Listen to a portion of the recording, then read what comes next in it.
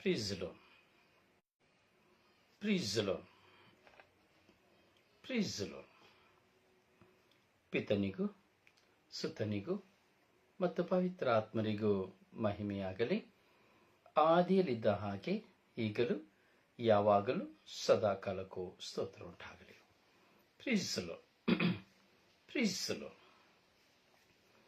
ಪ್ರಭು ಯೇಸುವಿನಲ್ಲಿ ನನ್ನ ಪ್ರಿಯ ಸಹೋದರ ಸಹೋದರಿಯರೇ, ದೇವರ ಮಕ್ಕಳೇ, ಪ್ರಭು ಯೇಸು ಕ್ರಿಸ್ತರ ಕೃಪಾಶೀರ್ವಾದವು, ದೇವರ ಪ್ರೀತಿಯು, ಪವಿತ್ರ ಆತ್ಮರ ಅನ್ಯೋನ್ಯತೆಯು ನಿಮ್ಮೆಲ್ಲರೊಡನೆ ಇರಲಿ. Praise the Lord. Praise the lord.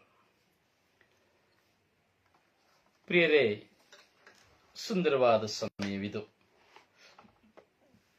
ಅನುಗ್ರಹಭರಿತವಾದ ಸಮಯವಿದು, ಜ್ಞಾನ ಭಂಡಾರದ ಸಮಯವಿದು, ದೇವರೊಂದಿಗೆ ಮಿಲನವಾಗುವಂತಹ ವಾಕ್ಯದ ಸಮಯವಿದು. ಪ್ರಿಯರೇ, ನಮ್ಮ ಜೀವಿತವು ದೇವರಿಂದ ನಮಗೆ ದಾನವಾಗಿ ದಯಪಾಲಿಸಿದಂಥದ್ದು. ಈ ನಮ್ಮ ಜೀವನ ತುಂಬಾ ಆಶೀರ್ವಾದಕರವಾದದ್ದು. ನಾವು ಕೆಲವರು ಎಣಿಸ್ತೇವೆ,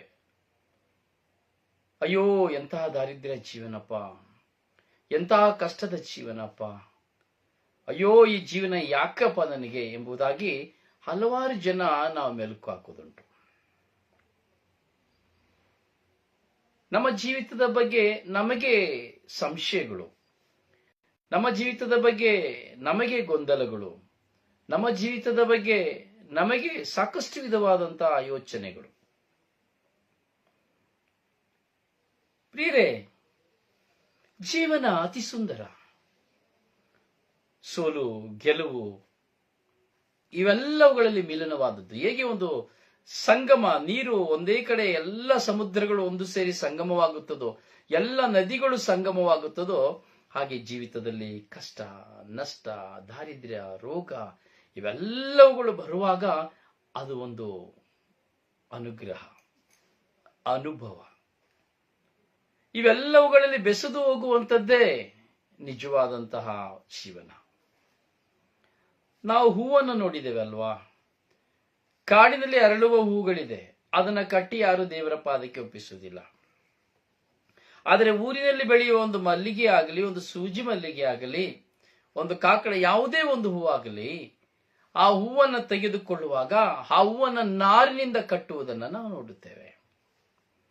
ಈ ನಾರಿನಿಂದ ಕಟ್ಟಿ ಅದನ್ನ ದೇವಾಲಯದಲ್ಲಿ ಅಥವಾ ದೇವರ ಮುಂದೆ ನಾವು ಇಡುತ್ತೇವೆ. ಇಲ್ಲಿ ನೋಡಿ, ಬರೀ ಒಂದು ಹೂವನ್ನು ಮಾತ್ರ ತೆಗೆದುಕೊಂಡು ಹೋಗಿ ಇಡುವುದಿಲ್ಲ, ನಾವು ಗೊಂಚಲು ಹೂವನ್ನು ತೆಗೆದುಕೊಂಡು ಹೋಗಿ ಇಡುತ್ತೇವೆ. ಹೂವು ಬಿಡಿಸುವುದಕ್ಕೆ ಒಂದು ಕೈ ಬೇಕು, ಬೆಳೆಸುವುದಕ್ಕೆ ಒಂದು ಕೈ ಬೇಕು, ಬಿಡಿಸುವುದಕ್ಕೆ ಒಂದು ಕೈ ಬೇಕು. ಬೆಳೆಸುವುದಕ್ಕೆ ಒಂದು ಕೈ, ಬಿಡಿಸುವುದಕ್ಕೆ ಒಂದು ಕೈ. ಆಗ ಆ ಹೂವನ್ನು ಹಿಡಿದು ಕಟ್ಟುವುದಕ್ಕೆ ಒಂದು ಕೈ, ಆ ಕಟ್ಟಲು ದಾರ, ಒಂದು ನಾರು, ಆ ಕಟ್ಟಿದ ಮೇಲೆ ಅದನ್ನು ತೆಗೆದುಕೊಂಡು ಹೋಗಲು ಕೊಡುವ ಒಂದು ಕೈ, ತದ ಬಳಿಕ ಅದನ್ನು ಮಾರುವವನ ಕೈ, ಅದನ್ನು ಕೊಂಡುಕೊಳ್ಳುವವನ ಕೈ, ಹಾಗೂ ಸಮರ್ಪಿಸುವವನ ಕೈ. ಹೀಗೆ ಇವೆಲ್ಲ ಮಿಲನಗಳಿಂದ ದೇವರ ಮುಂದೆ ಒಂದು ಹೂವು ದೇವರಿಗೆ ಸಮರ್ಪಿತವಾಗುತ್ತದೆ. ಹಾಗೆ ನಮ್ಮ ಜೀವಿತಗಳು ಸಹ ಪ್ರಿಯರೇ, ಕಷ್ಟ, ನಷ್ಟ, ಸಮಸ್ಯೆ, ನೋವು, ನಲಿವು ಇವೆಲ್ಲವುಗಳೊಂದಿಗೆ ಐಕ್ಯವಾಗಿ ದೇವರ ಮುಂದೆ ಸಮರ್ಪಿತವಾದಂತಹ ಜೀವನ. ಪ್ರಿಯರೇ, ನಮಗೆ ಬೇಕಾಗಿರೋದು ಒಂದೇ, ದೇವರಲ್ಲಿ ನಮಗೆ ಭರವಸೆ ಇರಬೇಕು. ಈ ದಿನದ ಬೆಳಗಿನ ವರ್ಡ್ ಆಫ್ ಗಾಡ್ನ ಎಷ್ಟು ಜನ ಕೇಳಿದ್ರಿ ಅಂತ ನನಗೆ ಗೊತ್ತಿಲ್ಲ. ತುಂಬಾ ಒಂದು ಸುಮಧುರವಾದಂತಹ ಸೆಷನ್. ಆಲಿಸಿ ನೋಡಿ, ಕೇಳಿದಿರೋರು ಬೆಳಗಿನ word of God, WhatsApp word of ಗಾಡ್ನ ಕೇಳಿ ನೋಡಿ. ಪ್ರಿಯರಿಗೆ, ನಮ್ಮ ಜೀವಿತಗಳು ದೇವರಲ್ಲಿ ಭರವಸೆಯುಳ್ಳ ಜೀವಿತಗಳಾಗಬೇಕು, ಮನುಷ್ಯರಲ್ಲಿ ಭರವಸೆ ಇಡುವಂತಹ ಜೀವಿತಗಳಲ್ಲ. ನೋಡಿ, ಕೆಲವು ಸಂದರ್ಭಗಳಲ್ಲಿ ನಮಗೆ ಸಹಾಯ ಮಾಡುವ ವ್ಯಕ್ತಿಗಳನ್ನು ನಾವು ಅವಲಂಬಿಸಿಕೊಳ್ತೇವೆ. ಆ ಒಂದೇ ವ್ಯಕ್ತಿಯಲ್ಲಿ ಅವಲಂಬಿಸಿಕೊಂಡು ನಮ್ಮ ಜೀವಿತದಲ್ಲಿ ನಾವು ಸೋಲನ್ನು ಕಾಣ್ತೇವೆ. ನನಗೆ ಕೊಡ್ತಾರೆ, ನನಗೆ ಮಾಡ್ತಾರೆ ಎಂಬ ಭರವಸೆಯಲ್ಲಿ ಅವರ ಜೊತೆಯಲ್ಲಿದ್ದು ಆ ವ್ಯಕ್ತಿನ ಕಳೆದುಕೊಳ್ಳುವಾಗ ಆಘಾತಕ್ಕೆ ಒಳಗಾಗ್ತೇವೆ. ಇದೆಲ್ಲವೂ ಮಾನವ ಜೀವಿತದಲ್ಲಿ ಸಹಜವಾದ ಕಾರ್ಯ. ಪ್ರಿಯರೇ, ದೇವರಲ್ಲಿ ಭರವಸೆ. ಅಬ್ರಹಾಮನು ದೇವರಲ್ಲಿ ಭರವಸೆ ಇಟ್ಟನು. ಭರವಸೆಗೆ ಇನ್ನೊಂದು ಪದ ನಂಬಿಕೆ, ವಿಶ್ವಾಸ. ದೇವರಲ್ಲಿ ಭರವಸೆ, ನಮಗೆ ದೇವರಲ್ಲಿ ನಂಬಿಕೆ ಇರಬೇಕು. ನನ್ನ ದೇವರು ನನ್ನೊಡನಿದ್ದಾರೆ, ನನ್ನ ದೇವರು ನನ್ನನ್ನು ಸಂರಕ್ಷಿಸುತ್ತಾರೆ, ನನ್ನ ದೇವರು ನನ್ನನ್ನು ಪ್ರೀತಿಸುತ್ತಾರೆ, ನನ್ನ ದೇವರು ನನ್ನೊಡನೆ ಇದ್ದಾರೆ. ಇಮ್ಯಾನುವೇಲ್, ಕರ್ತರು ನಿಮ್ಮೊಡನೆ ಇದ್ದಾರೆ. ಇಮ್ಯಾನುವೇಲ್. ಪ್ರಿಯರೇ, ನಮಗೆ ಅನುಭವ ಬೇಕು. ದೇವರು ನನ್ನೊಂದಿಗಿದ್ದಾರೆ. ನನ್ನ ಜೀವಿತದ ಕಷ್ಟದಲ್ಲಿಯೂ ಇದ್ದಾರೆ, ನಷ್ಟದಲ್ಲಿಯೂ ಇದ್ದಾರೆ, ದಾರಿದ್ರ್ಯದಲ್ಲೂ ಇದ್ದಾರೆ, ನೋವಿನಲ್ಲಿಯೂ ಇದ್ದಾರೆ, ಸಂಕಟದಲ್ಲಿಯೂ ಇದ್ದಾರೆ. ಸಕಲದರಲ್ಲಿ ನನ್ನ ದೇವರು ನನ್ನೊಂದಿಗೆ ಇದ್ದಾರೆ. ನನ್ನ ದೇವರು ಎಲ್ಲಾ ಸಮಯದಲ್ಲಿಯೂ ಎಲ್ಲಾ ಕಾಲದಲ್ಲಿಯೂ ಇದ್ದಾರೆ. ಎಲ್ಲ ಕಾಲದೋಳು ಎಲ್ಲ ವೇಳೆಯೋಳು ದೇವಾ ನಿನ್ನನ್ನೇ ಸ್ತುತಿಪೇ, ದೇವಾ ನಿನ್ನನ್ನೇ ಸ್ತುತಿಪೇ. ಎಲ್ಲ ಕಾಲದೋಳು ಎಲ್ಲ ವೇಳೆಯೋಳು ದೇವಾ ನಿನ್ನನ್ನೇ ಸ್ತುತಿಪೇ, ದೇವಾ ನಿನ್ನನ್ನೇ ಸ್ತುತಿಪೇ. ಆದಿಯು ನೀನೇ, ಅಂತ್ಯವು ನೀನೇ, ಸರ್ವವು ನೀನೇ. ಎಲ್ಲಾ ಕಾಲದಲ್ಲಿ ಎಲ್ಲಾ ವೇಳೆಯಲ್ಲಿ ಈ ದೇವರನ್ನು ನಾನು ಆರಾಧಿಸಿ ಸ್ತುತಿಸಬೇಕು. ಎಲ್ಲಾ ಕಾಲದಲ್ಲಿ ಎಲ್ಲಾ ಸಮಯದಲ್ಲಿ ದೇವರಲ್ಲಿ ನಾನು ಭರವಸೆ ನೀಡಬೇಕು. ಹೀಗೆ ದೇವರಲ್ಲಿ ಭರವಸೆ ಇಡುವಂತಹ ಜೀವನ. ಪ್ರಿಯರೇ, ಸಿರಾಕನ ಗ್ರಂಥ 2ನೇ ಅಧ್ಯಾಯವನ್ನು ನಾವು ತೆಗೆದುಕೊಳ್ಳಬೇಕಾದ್ರೆ 2ನೇ ಅಧ್ಯಾಯ 2ನೇ ವಾಕ್ಯ ಏನ್ ಹೇಳುತ್ತದೆ? ನಿನ್ನ ಹೃದಯದಲ್ಲಿರಲಿ ಪ್ರಾಮಾಣಿಕತೆಯ ಸ್ಥಿರತೆ, ಕಷ್ಟ ಬಂದಾಗ ನಿನಗಿರದಿರಲಿ ಚಂಚಲತೆ. ಪ್ರಾಮಾಣಿಕತೆಯ ಸ್ಥಿರತೆ ಇರಬೇಕು. ಕಷ್ಟ ಬಂದಾಗ ನಾವು ಚಂಚಲತೆಗೆ ಹೋಗಬಾರದು ಎಂಬುದಾಗಿ ದೇವರ ವಾಕ್ಯ ಸಿರಾಕನ ಗ್ರಂಥದಲ್ಲಿ 2ನೇ ಅಧ್ಯಾಯದಲ್ಲಿ 2ನೇ ವಾಕ್ಯದಲ್ಲಿ ಹೇಳ್ತಾ ಇದೆ. ಈ ಸಿರಾಕನ ಜ್ಞಾನ ನಿಮಗೆ ನಾನು ವಿವರಿಸಲಿಲ್ಲ. ನಾನು ವಿವರಿಸಲಿಕ್ಕೆ ಮರೆತು ಹೋದೆ. ಈ ಸಿರಾಕನ ಗ್ರಂಥವನ್ನು ಕುರಿತಾದಂತಹ ಈ ಮುನ್ನುಡಿಯ ಸೂಚನೆಯನ್ನ ನಾನು ನಿಮಗೆ ಹೇಳಲಿಕ್ಕೆ ಮರೆತೆ ಅಂತ ಕಾಣ್ತದೆ. ಸೊ ಈ ಸಿರಾಕನ ಗ್ರಂಥದ ಈ ಸೂಚನೆಯನ್ನ, ಈ ಮುನ್ನುಡಿಯನ್ನ ನಿಮ್ಮ ಮುಂದೆ ನಾನು ಹೇಳಿ ತದನಂತರ ನನ್ನ ಸೆಷನ್ಗೆ ಹೋಗ್ತೇನೆ. ಪ್ರೀಸ್ ದಿ ಲಾರ್ಡ್. ಪ್ರಿಯ, ಸಿರಾಕನ ಮಗ ಯೆಹೋವ, ಸಿರಾಕನ ಮಗ ಯೆಹೋವ ಜ್ಞಾನಾಮೃತ. ಅರ್ಥ ಆಯ್ತಾ? ಜ್ಞಾನಾಮೃತ ಪ್ರಪ್ರಥಮವಾಗಿ ಇದು ಇಬ್ರು ಭಾಷೆಯಲ್ಲಿ ಯೆಹೋವನಿಂದ ಬರೆಯಲಾಯಿತು. ಇದನ್ನು ಬರೆದವರು ಯೆಹೋವ. ಇದು ಇಬ್ರು ಭಾಷೆಯಿಂದ ಅನುವಾದ ಮಾಡಲ್ಪಟ್ಟಿರುವಂತಹ ಪುಸ್ತಕ. ಕಾಲಕ್ರಮೇಣವಾಗಿ ನಾವು ನೋಡುವಾಗ ಈ ಯೆಹೋವನ ಮೊಮ್ಮಗ ಅದನ್ನು ಗ್ರೀಕ್ ಭಾಷೆಗೆ ಭಾಷಾಂತರಿಸಿದ. ಯೆಹೋವನ ಮೊಮ್ಮಗ ಇದನ್ನ ಗ್ರೀಕ್ ಭಾಷೆಗೆ ಭಾಷಾಂತರಿಸಿತು. ಈ ಗ್ರಂಥವನ್ನ ಏನೆಂಬುದಾಗಿ ಕರೆಯುತ್ತಾರೆ ಎಂಬುದಾದರೆ, ಕೆಲವರು ಯಾವ ರೀತಿಯಾಗಿ ಈ ಗ್ರಂಥವನ್ನು ಕರೆಯುತ್ತಾರೆ ಎಂಬುದಾದರೆ ಎಕ್ಲೆಸಿಯಸ್ಟಿಕಸ್ ಎಂಬುದಾಗಿ ಈ ಗ್ರಂಥವನ್ನ ಕರೆಯುವಂಥದ್ದು. ಎಕ್ಲೆಸಿಯಸ್ಟಿಕಸ್ ಈ ಗ್ರಂಥಕ್ಕೆ ನಿಜವಾದ ಒಂದು ಹೆಸರು, ಈ ಸಿರಾಕನ ಗ್ರಂಥದ ಹೆಸರು. ಪ್ರಿಯರೇ, ಯಹೂದ್ಯ ಜ್ಞಾನೋಕ್ತಿಗಳನ್ನು ಒಳಗೊಂಡಿರುವಂತಹ ಈ ಗ್ರಂಥ, ಇದು ಯಹೂದ್ಯ ಜ್ಞಾನೋಕ್ತಿಗಳನ್ನು ಒಳಗೊಂಡಿರುವಂತಹ ಈ ಗ್ರಂಥ ಯಹೂದ್ಯ ಧರ್ಮವನ್ನು ಯಶಸ್ವಿಯಾಗಿ ಸಮರ್ಥಿಸಿದೆ. ಮತ್ತೆ ಯಹೂದ್ಯರೆಲ್ಲರೂ ಇದನ್ನು ಯಶಸ್ವಿಯಾಗಿ ಸಮರ್ಥಿಸಿಕೊಳ್ಳುತ್ತಾರೆ, ಅಂದರೆ ಒಪ್ಪಿಕೊಳ್ಳುತ್ತಾರೆ. ದೇವರು ತಮ್ಮ ಜನರಿಗೆ ನಿಜವಾದ ಸುಜ್ಞಾನವನ್ನ ದಯಪಾಲಿಸಿದ್ದಾರೆಂಬುದನ್ನ ಸ್ಪಷ್ಟಪಡಿಸುತ್ತದೆ ಈ ಒಂದು ಸಿರಾಕನ ಗ್ರಂಥ, ಅಂದರೆ ಈ ಎಕ್ಲೆಸಿಯಸ್ಟಿಕಸ್.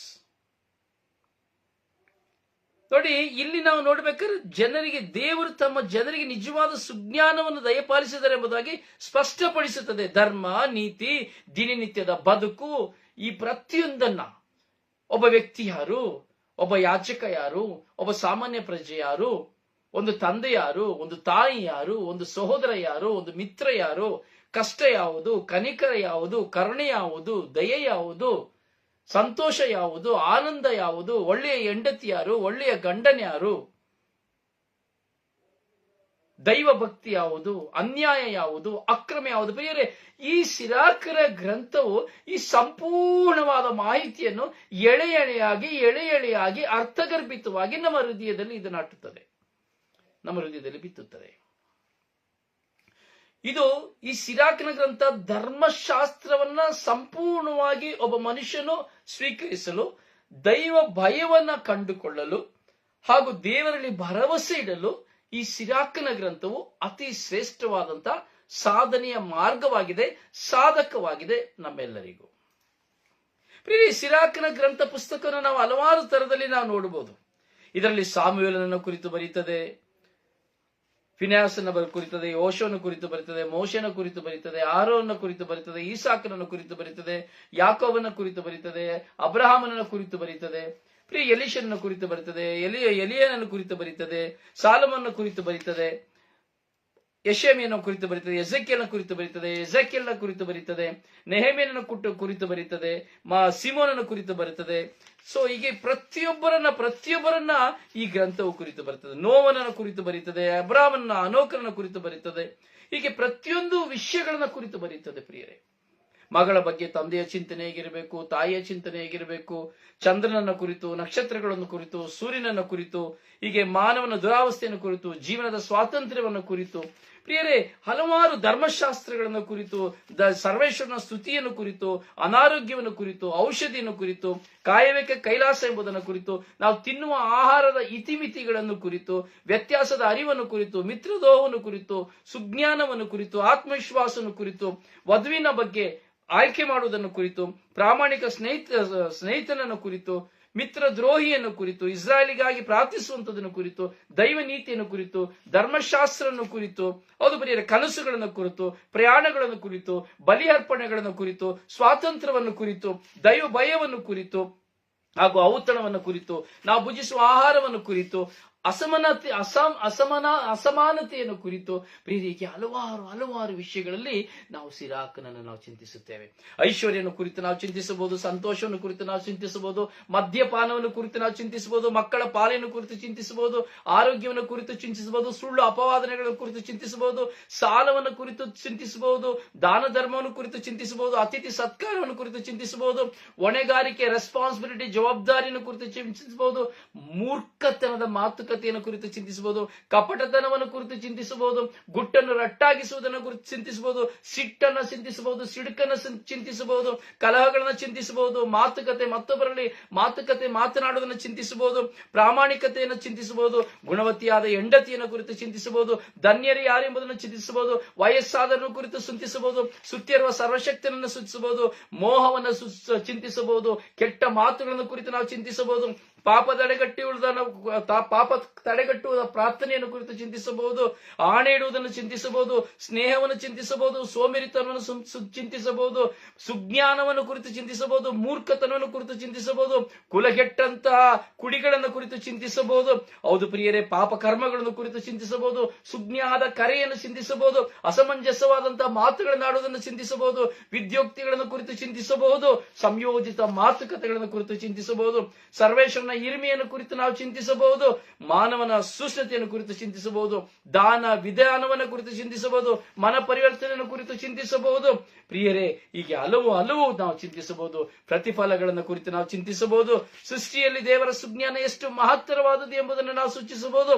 ಹಠಮಾರಿತನದ ದುರ್ಗತಿ ಏನೆಂಬುದನ್ನು ನಾವು ಚಿಂತಿಸಬಹುದು. ಸುಜ್ಞಾನಿಗಳನ್ನು ಕುರಿತು ನಾವು ಚಿಂತಿಸಬಹುದು. ನಿಜವಾದ ಆನಂದವನ್ನು ಕುರಿತು ನಾವು ಚಿಂತಿಸಬಹುದು. ಹೌದು ಪ್ರಿಯರೇ, ನೈಜ ಹಾಗೂ ಕಪಟತನದ ಸ್ನೇಹಿತರ ಗುಣಲಕ್ಷಣಗಳನ್ನು ನಾವು ಕುರಿತು ಚಿಂತಿಸಬಹುದು. ಪರೋಪಕಾರಕ್ಕೆ ನಾವು ಏನು ಮಾಡಬೇಕೆಂಬುದನ್ನು ಕುರಿತು ಚಿಂತಿಸಬಹುದು. ಆಲೋಚಿಸಿ ಪರಿಶೀಲನೆ ಮಾಡುವುದು ಏನೆಂಬುದನ್ನು ಚಿಂತಿಸಬಹುದು. ದೀನತೆ, ಸರಳತೆಯನ್ನು ಕುರಿತು ನಾವು ಚಿಂತಿಸಬಹುದು. ಮೋಸದ, ದ್ವೇಷದ ವೇಷಗಳನ್ನು ಕುರಿತು ಚಿಂತಿಸಬಹುದು. ಗೌರವಾನ್ವಿತರು ಅಂದರೆ ಯಾರು, ನಾವು ಗೌರವಾನ್ವಿತರಾಗಿ ಹೇಗೆ ಜೀವಿಸಬೇಕೆಂಬುದನ್ನು ಚಿಂತಿಸಬಹುದು. ಅಹಂಕಾರದ ಏನೆಂಬುದನ್ನು ಚಿಂತಿಸಬಹುದು. ಆಡಳಿತ ಎಂದರೆ ಏನೆಂಬುದನ್ನು ಚಿಂತಿಸಬಹುದು. ಇತರರೊಂದಿಗೆ ನಾವು ಒಡನಾಟ ಮಾಡುವುದೆಂದರೆ ಹೇಗೆ ಚಿಂತಿಸಬಹುದು. ಒಂದು ಹೆಣ್ಣು, ಒಂದು ಮಹಿಳೆ ಎಂದರೆ ಏನಂತ ಚಿಂತಿಸಬಹುದು. ದೀನ ದಲಿತರನ್ನು ಕುರಿತು ಚಿಂತಿಸಬಹುದು. ಸಾಮಾನ್ಯ ಔತಣವನ್ನು ಕುರಿತು ಚಿಂತಿಸಬಹುದು. ಎತ್ತವರನ್ನ ಕುರಿತು ಚಿಂತಿಸಬಹುದು.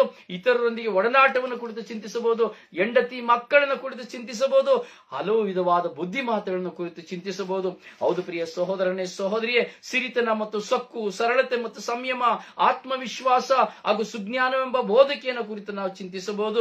ಗರ್ವವನ್ನು ಕುರಿತು ಚಿಂತಿಸಬಹುದು. ಬಡವರನ್ನು ಕುರಿತಾದ ದಾನ ಧರ್ಮವನ್ನು ಕುರಿತು ಚಿಂತಿಸಬಹುದು. ವಿನಮ್ರತೆಯನ್ನು ಕುರಿತು ಚಿಂತಿಸಬಹುದು. ಸುಜ್ಞಾನ ಸನ್ನಡತೆಯನ್ನು ಚಿಂತಿಸಬಹುದು. ದೇವರಲ್ಲಿ ಭರವಸೆಯನ್ನು ಕುರಿತು ಚಿಂತಿಸಬಹುದು. ಎತ್ತವರಿಗೆ ಮಾಡಬೇಕಾದಂತಹ ಕಾರ್ಯವನ್ನು ಕುರಿತು ಚಿಂತಿಸಬಹುದು. ಹೀಗೆ ಸುಜ್ಞಾನದ ಸ್ತುತಿಯನ್ನು ಕುರಿತು ಚಿಂತಿಸಬಹುದು. ಪ್ರಿಯರೇ, ಹೀಗೆ ಚಿಂತನೆಗಳು